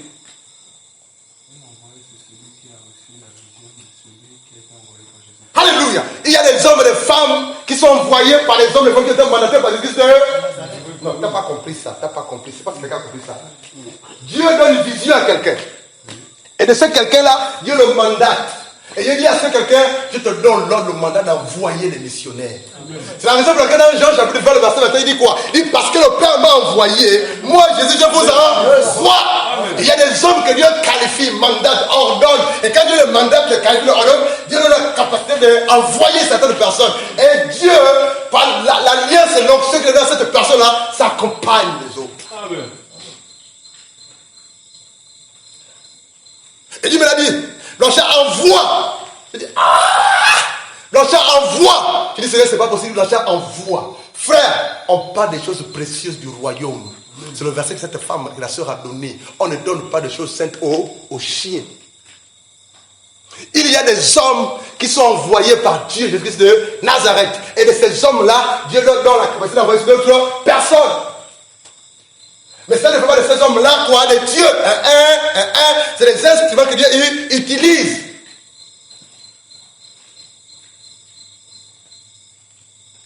Un missionnaire, c'est celui qui va en mission pour replanter Jésus-Christ et défendre les choses du royaume. C'est un ambassadeur de Christ. Nous sommes tous ambassadeurs. Mais il y a un autre niveau d'ambassadeur pour Christ. Ceux que Dieu envoie en mission spécifiquement. Oui, on est tous ambassadeurs, oui, alléluia, amen, parce que nous sommes enfants de Dieu. Mais il y a un autre niveau d'ambassadeur, alléluia, dans le Seigneur, des personnes que Dieu appelle, qualifie pour une mission bien spécifique. dimension des missionnaires ou de définition des missionnaires, c'est quoi? C'est des hommes et des femmes, alléluia, c'est des hommes et des femmes qui vont représenter, par la grâce de d'abord, Jésus-Christ de Nazareth, ces hommes et ces femmes vont représenter l'œuvre dans laquelle Dieu les a envoyés dans une œuvre. Est-ce que quelqu'un comprend ça? Oui, votre question, mon frère.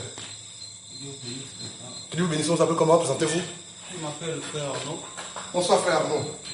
En fait, j'avais quelque chose que je voulais comprendre. Allez-y. On a lu Matthieu 28 et Jean 20. 21. Et Jean 21 et Luc 10. Là où je voulais saisir, en fait, il y a deux images qui se présentent au niveau de mon esprit. Allez-y. Il y a l'image où Jésus-Christ envoie les gens aller prêcher l'évangile, qui sont des missionnaires. Mais la deuxième image, c'est dans Acte 1, là où il leur demande d'attendre. Alléluia. Avant d'aller faire l'évangélisation, parce qu'ils doivent recevoir le Saint-Esprit. Amen. C'est cette puissance d'en haut, qui viendra d'en haut, qui leur donnera la possibilité d'être ces témoins dans la Samarie, la Judée, jusqu'aux extrémités de la terre. Alléluia.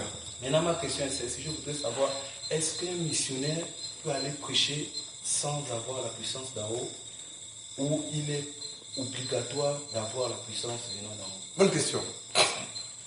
La réponse à cette question, c'est dans Matthieu chapitre 28, verset 18. Jésus dit quoi? Tout pour maintenant dans le ciel et sur là. Ensuite dit quoi? Allez. Alléluia. Tout est dans le verbe aller. Mais avant qu'il dise aller, verset 19, il a dit quoi? Tout pour vous, verset 18. Donc quand Christ parle à ses disciples en disant que tout pour m'a été donné, et ensuite il dit allez, sans même qu'il ait pris pour eux, sans même qu'il leur impose les mains, Dieu les a communiqué la puissance et l'autorité. Tu sais, vous savez, il y a des hommes et des femmes, lorsqu'ils écoutent des serviteurs de Dieu, ils reçoivent sans qu'on les impose les mains. Amen. Rien que l'écoute la parole de Dieu et l'obéissance, l'acceptation, Dieu te qualifie. Amen. Alléluia. Alléluia. C'est pour dire quoi? C'est juste pour dire que, oui, on ne peut pas aller en mission sans que Dieu ne te donne l'ordre, ne te donne l'autorité. Première chose, lorsqu'on est né enfant de Dieu, on est né de... On a tous reçu l'esprit de... Alléluia. Maintenant, pour accomplir une mission spécifique, une tâche spécifique, un travail spécifique, pour Dieu, pour la gloire de Dieu, attendez que Dieu vous remplisse pour ce faire.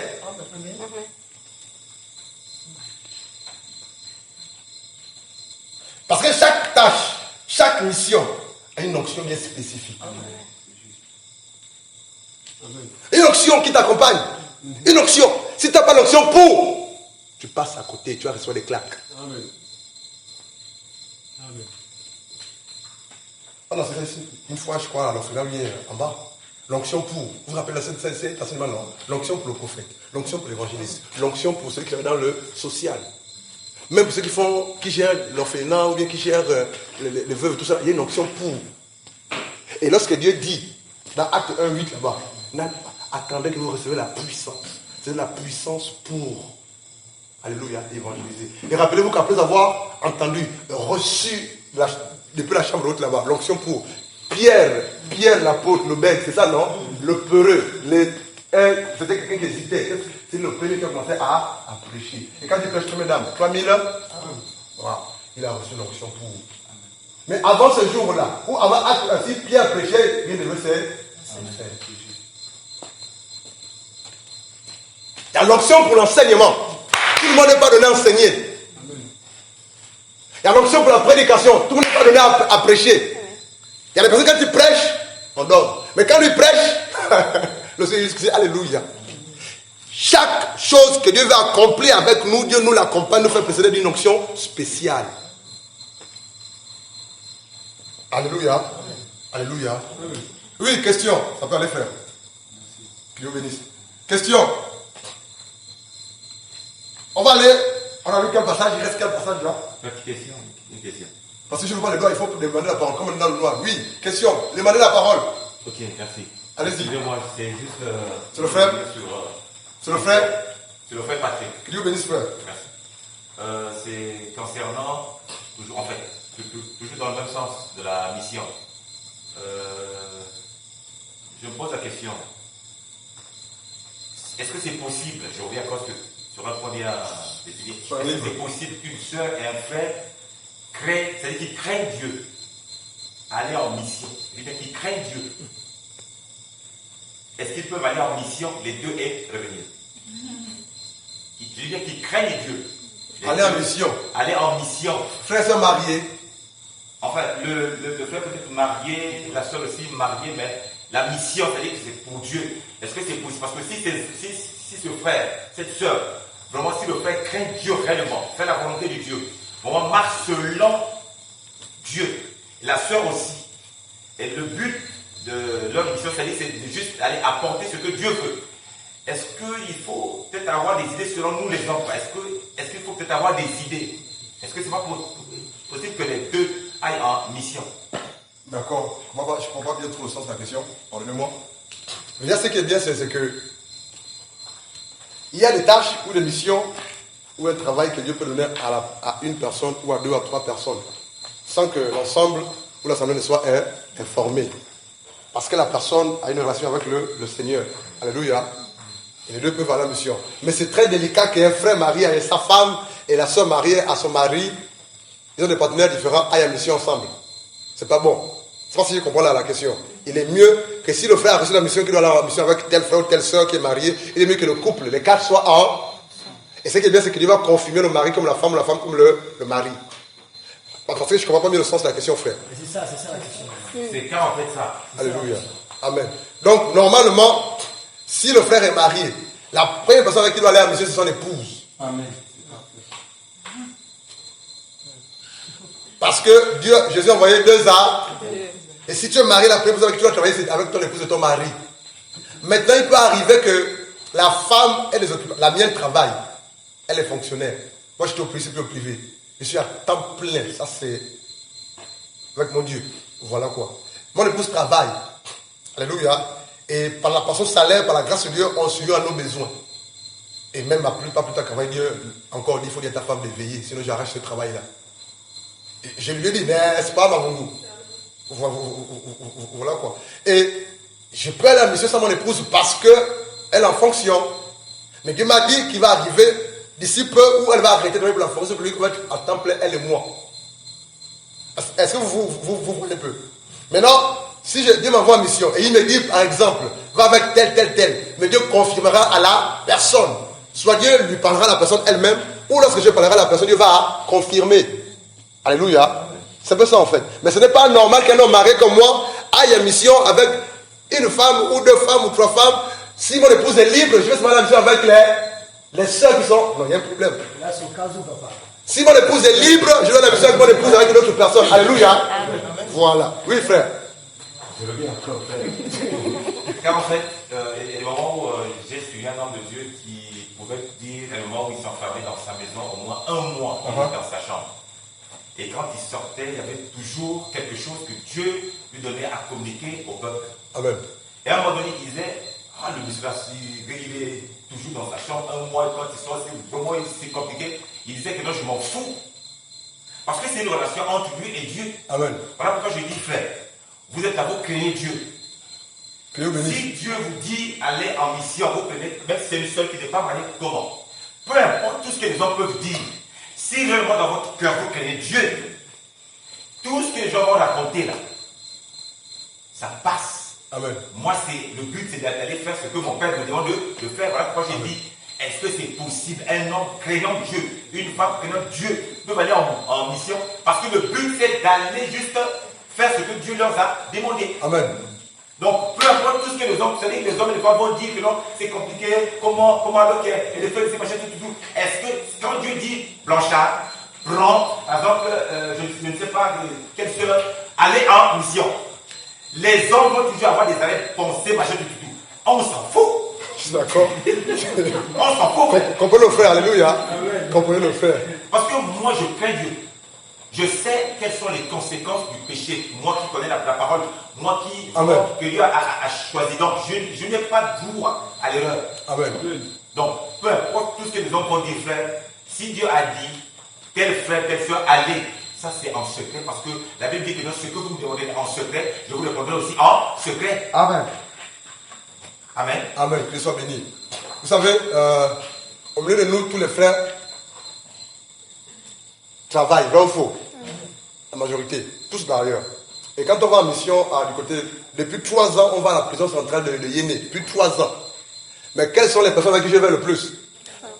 C'est les sœurs. Sophia, Linda, maman Yvette. Une fois j'étais à la mission à l'économie avec moi Yvette seule. Une fois j'étais avec qui? Elle est là, Sophia. Sophia. Est-ce qu'un jour Sophia va faire les beaux yeux? Si elle ose, elle va devenir aveugle en fait. Est-ce qu'on va pas calmer Jésus pour ça? Non, c'est la vérité. Est-ce qu'un jour j'ai dit à Sophia, la nuit avec une je connais sa porte, non, j'ai fait un mauvais rêve, viens prier pour moi. Au contraire, frère, on se tient à l'écart. C'est juste pour dire que chacun de nous a sa relation avec Dieu. Mais la sagesse voudrait que l'on aille en mission avec les sexes opposés. Similaires. Alléluia. Maintenant, s'il y a 2 sexes opposés ou similaires, gloire à Dieu. Maintenant, si Dieu te dit, la dernière fois, la dernière mission de l'économie, elle est là, Sophia, je l'ai appelée quand? À la veille, non? Sophia, ne vont pas en mission. Et puis, je pense que cette fois, c'est comme elle m'a dit, c'est pas si je vais prier quoi. Le matin, on s'est retrouvés, on est parti à l'économie. On a travaillé, on est revenu. Frère, il y a quelque chose avec laquelle je ne m'amuse pas. Le péché. J'ai horreur du péché. C'est ce qui me coûte cher dans cette assemblée, dans cette vie des mandats. Les gens disent que Blanchard voit le péché partout. Oh, le petit prophète là, le petit pasteur là, le petit évangéliste. Il me donne tous les noms. Il voit le péché partout. On vous parlez comme le petit pasteur là. Lui, il imprègne le péché. Mais le problème véritable de l'humanité, c'est quoi? Pourquoi Adam et Ève sont passés à côté? Pourquoi on va en enfer? Maintenant, si on ne prêche pas, on dénonce pour le péché, on va dire quoi? Dites-moi, on va dire quoi? Amen. Il est quelle heure? On va aller dans le Nouveau Testament. On va aller dans le Nouveau Testament. Allez-y. Posez des questions. Alléluia. On ne court pas. C'est le temps de formation d'enseignement. C'est un échange. Amen. Allons-y. Moi, c'est le frère Raël. Dieu te bénisse, mon ami. En fait, on dit que lorsque Dieu appelle l'équipe, mais j'ai écouté un homme de Dieu qui a témoigné un jour, il a dit que lorsqu'il allait en mission, il a prié pour 99 malades, 99 cas. D'accord. Aucune guérison. D'accord. Mais c'est le 100e cas qui a reçu la guérison en fait. D'accord. En fait, ma question est pourquoi cela arrive alors que Dieu t'a déjà oint? Pourquoi on va prier jusqu'à 99 cas, aucune guérison? Pourquoi on fait le nom de Dieu? C'est simple en fait.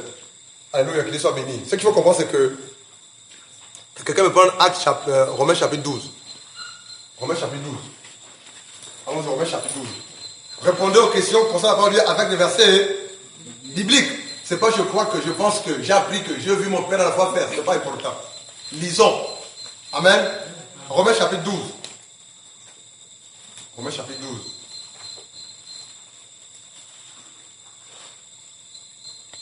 On va dire verset 1, s'il te plaît, on va courir le temps. Romains 12, verset 1. Je vous exhorte donc, frères, par les compassions de Dieu, à présenter vos corps en sacrifice vivant, saint, agréable à Dieu, ce qui est votre service intelligent. Commence maintenant à partir du verset 5. Verset 5. Romains 12, 5. Ainsi, nous qui sommes plusieurs, sommes un seul corps en Christ, et chacun individuellement membre l'un de l'autre. 6. Or, ayant des dons de grâce différents, selon la grâce qui nous a été donnée, soit la prophétie, prophétisant, selon la proportion de la foi. 7. Soit le service, soyons occupés du service, soit celui qui enseigne, qui s'applique à l'enseignement. 8. Soit celui qui exhorte à l'exhortation. Celui qui distribue, qui le fasse en simplicité. Celui qui est à la tête, qui conduit soigneusement. Celui qui exerce la miséricorde, qui le fasse joyeusement. 9. Que l'amour soit... On va s'arrêter là. 5. Je relis. Merci. Ainsi, tous, à la grâce de Dieu, ainsi, nous qui sommes plusieurs, nous formons un seul corps en Christ et nous sommes tous membres les uns des autres. Alléluia. Nous sommes tous frères et sœurs dans le Seigneur. Malgré nos faiblesses et nos manquements. C'est ce qu'il faut comprendre. Et par la grâce de Dieu, on grandit avec le Seigneur. Dieu recadre. Alléluia. Dieu réprimande. Dieu taille. Dieu fait du bien. Pour aller de gloire en gloire. Alléluia. Voilà. Et la Bible dit, Comme suite, c'est juste le passage un peu qu'à moi que je veux quand on va dire Seigneur aide-nous. Verset 6. Puisque nous avons des dons différents, selon la grâce qui nous a été, le don que tu as là, la grâce que tu as là, tu ne mérites pas ça. C'est la capacité de prophétiser, la capacité de prier pour le sont au nom de Jésus. Prier, les démons sont chassés au nom de Jésus. Ça, c'est une grâce de Dieu. On ne mérite pas ça. Mais ce qu'il faut comprendre, c'est qu'on n'a pas tous les mêmes grâces, les mêmes dons. Le vrai problème des prédicateurs de l'évangile, mon ami, c'est qu'ils veulent être des super hommes de Dieu. Ils veulent prier pour les malades sont guéris, chasser les démons, ressusciter les morts. La même personne veut tout. Alors nous sommes, Dieu nous donne en partie en fait. Alléluia. C'est-à-dire qu'il distribue à qui il veut comme il veut. La question qu'il faut se poser, est-ce que cet homme-là a reçu la grâce de la guérison au nom de Jésus? Tu peux prêcher. Alléluia. La grâce de la prédication. Mais Dieu te dit, tu t'arrêtes là. Et si dans l'assemblée, il y a un frère qui a la grâce dans cela, tu l'appelles, viens prier pour les. C'est ça l'humilité. C'est ce qui s'est passé dimanche. Le frère a enseigné, vrai ou faux? Hein, frère? Amen. Il a enseigné. Après, il va dire s'asseoir. Il a dit, Blanchard va prier. Il faudrait que l'on reconnaisse ses limites. Le problème de beaucoup des hommes, c'est qu'ils ne reconnaissent pas leurs limites. Ils veulent outrepasser leurs limites, leur champ d'action. C'est ça le problème. Amen. Et il dit quoi? Merci pour l'électricité. Plusieurs nous avons des dons différents, selon la grâce qui nous a été donnée. Dieu te bénisse. Accordez que celui qui a le don de prophétie l'exerce en promotion de la foi. Que celui qui est appelé au ministère ou au service s'attache à son ministère. Tu es un ministère, mais tu n'es pas attaché à ça, tu ne verras pas les résultats. Amen. Que celui qui enseigne s'attache à son enseignement. Et celui qui exhorte à l'exhortation. Oh! Donc Dieu peut t'appeler rien que pour. Alléluia. Amen. Que celui qui exhorte à l'exhortation, que celui qui donne le fasse avec libéralité. Il y a des hommes que Dieu appelle, des femmes que Dieu appelle. Eux, c'est le facteur de donner. Amen. Et ils donnent, frère, ils donnent, ça ne fatigue pas. Tu peux comprendre. C'est de grosses sommes. Et j'étais choqué, je suis choqué en fait. Quand certains frères et sœurs, au lieu de nous donner en fait. Je viens tout simplement le Seigneur. Mais il faut pas aussi mal voir ceux qui ne donnent pas. Mais normalement, nous tous, on doit donner. Il y a ceux-là qui ont la faculté de donner là, le don de libéralité. Mais tous les chrétiens sont censés donner à Dieu. Amen. Il y a des personnes à qui Dieu donne le don de libéralité. Et quand ils donnent vraiment. Amen. Mais tous les chrétiens sont censés donner à Dieu. Et il dit au verset, s'il te plaît mon ami, et celui qui exhorte à l'exhortation et celui qui donne le fasse avec vérité, que celui qui préside. Oh, présider c'est gouverner, c'est diriger, c'est le leadership. Le fasse avec zèle. On ne peut pas diriger, conduire le peuple si tu n'es pas zélé. Le zèle de Dieu, du Saint-Esprit. Que celui qui pratique la mesure le fasse avec joie. Que Dieu te bénisse mon ami. Donc ici, pourquoi je prends ce passage? C'est juste pour dire que Jean-Baptiste a prêché. Il n'a guéri aucun. Vrai ou faux? Le prophète Jean-Baptiste. Mais lorsqu'il prêchait, les foules s'est répandaient, s'est touchées. Alléluia. Il connaissait la grâce. Donc il y a des hommes que Dieu appelle, toi seulement exhorté. Et là, si tu connais tes limites, quand tu l'exhortes, tu dis, il y a les malades, oui. Après tu t'éclipses. Frère, viens prier. Sœur, viens prier. C'est ça l'humilité dans le Seigneur. Amen. Voici pour revenir à ta question. Amen. Peut-être que l'homme en question n'avait pas la grâce de cela en fait. Pour cela en fait. Alléluia. Ou peut-être que Dieu voulait prouver seulement sa foi. Alléluia. Amen. Mais ce qu'il faut comprendre, c'est qu'on doit grandir. Alléluia. Avec Dieu, on doit grandir. Il y a la croissance avec Dieu. Amen. On doit grandir avec Dieu. Hier, j'ai eu du mal à partager la parole. Quand j'étais en plein, je pense à partager. Hier, j'ai prié pour quelqu'un qui n'a pas de résultat. Je priais le Seigneur, j'espère la grâce de Dieu. Quand je prie, quelqu'un est guéri au nom de. Ne t'attends pas là. Cherche encore le. Tu vas grandir dans l'onction. On doit grandir dans l'onction. L'onction doit grandir, doit croître. Si ton onction ne grandit pas, c'est que c'est ton qui ne veut pas. Il y a des choses qu'il faut faire pour que l'onction grandisse, croisse. C'est tout. Et qu'est-ce qui fait croître l'onction? La prière. C'est pas le jeûne. Le jeûne ne fait pas croître l'onction. C'est faux. La prière, l'obéissance à la parole de, la soumission à la vie de sainteté. La justice. Allons-y, on va terminer par là. Hébreux chapitre 2. Ta question est vraiment intéressante. Hébreux chapitre 2. Lis-nous s'il te plaît. J'ai dit Hébreux combien? Hébreux chapitre 2. D'accord.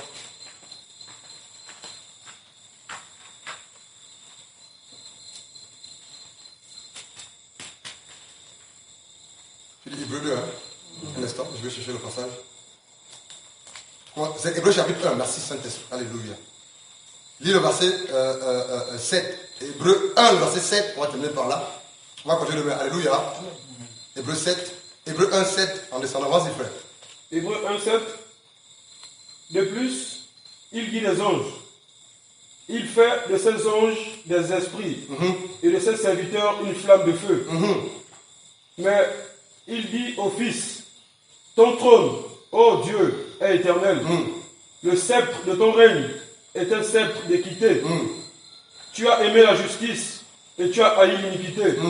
C'est pourquoi, ô Dieu, ton Dieu t'a oint d'une huile de joie au-dessus de tes collègues. Arrête, il y a quelque chose là. C'est parce que tu as compris ça.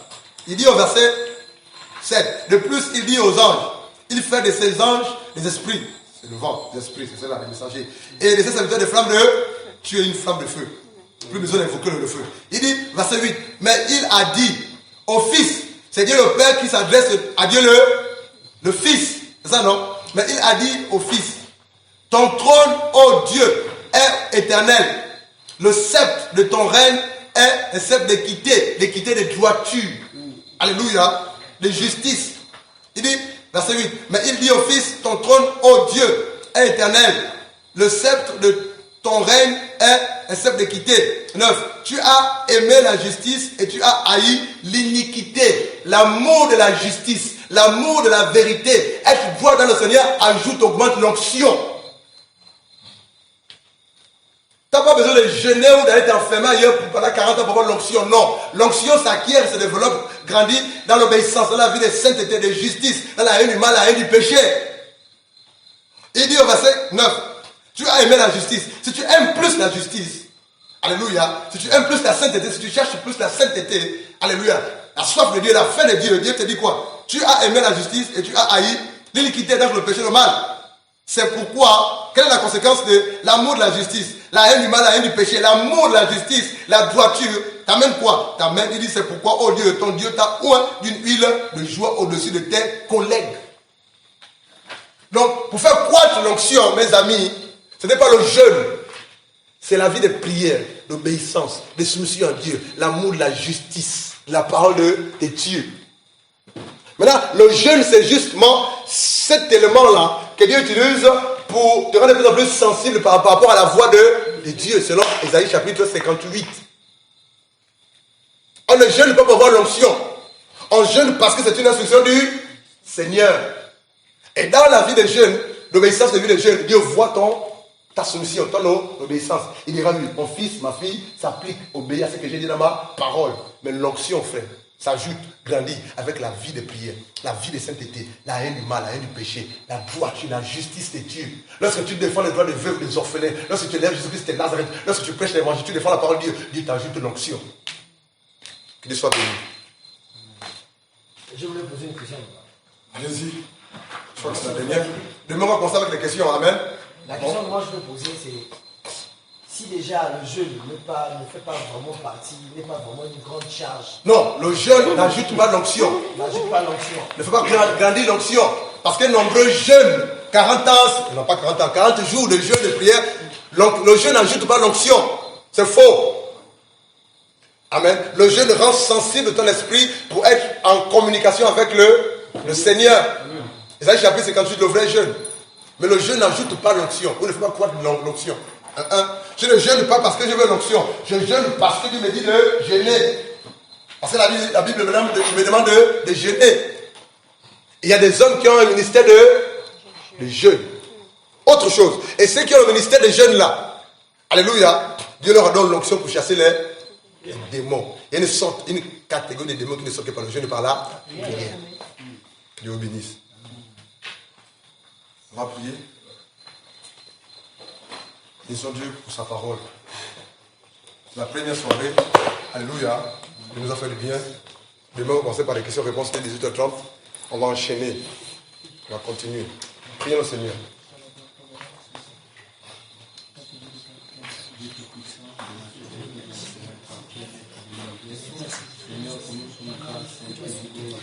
Bénissons Dieu pour sa parole.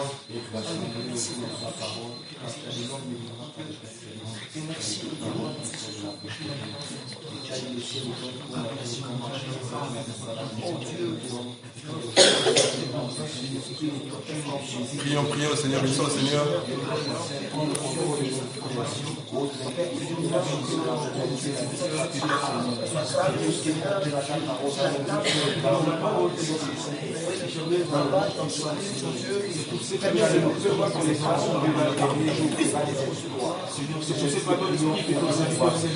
Marcher devant nous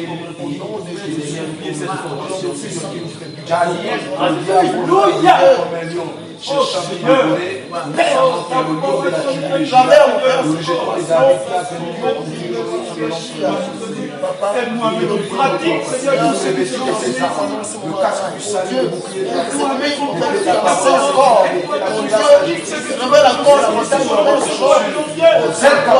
qualifie-nous encore, qualifie chacun de nous encore, dans ce pays,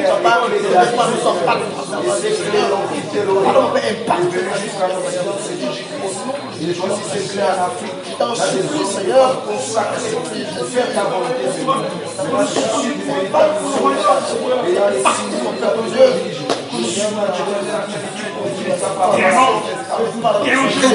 Prie, bénis Dieu. C'est la première soirée. Bénissons Dieu pour ce qui s'est fait, pour les frères qui sont venus. Bénissons Dieu pour la suite de demain. Bénissons Dieu que cette scène soit remplie de missionnaires qui veulent aller en mission.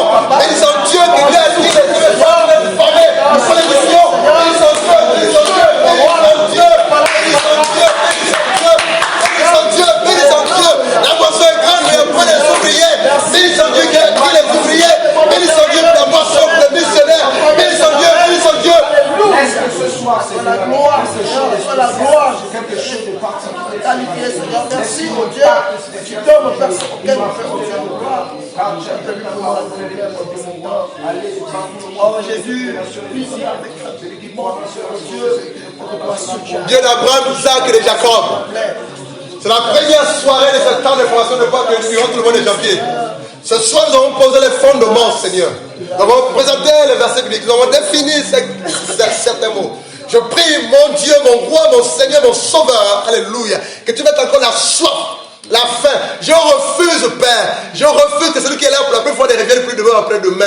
Qu'il soit là jusqu'au bout, parce que je sais, tu dis dans ta parole que la fin d'une chose vaut mieux que son commencement. Et je sais, Père, lorsque tu commences quelque chose, tu termines, Père. Oh, alléluia, Père. Le thème, c'est le missionnaire pour la gloire de Dieu, pour l'œuvre de Dieu. Père, ce pays a besoin de missionnaires engagés. Ce pays a besoin de missionnaires. Ce pays a besoin de missionnaires. Suscite, Père éternel. Dispose, donne, libère, accorde, fais grâce, Père. Dans la vie des frères et des sœurs, alléluia, Père. Seigneur, je déclare et je prophétise au nom de Jésus-Christ de Nazareth que parmi les frères et ceux qui sont là ce soir, que tu fasses des missionnaires, Père. Des missionnaires pour ta gloire, Père. Qu'ils aillent arracher les hommes du feu de l'enfer. Coûte que coûte, Père. Quand vient le feu, que ne veuille pas, Seigneur. Que la puissance de ton nom, que l'autorité de ta parole, l'autorité de ton esprit soit leur partage.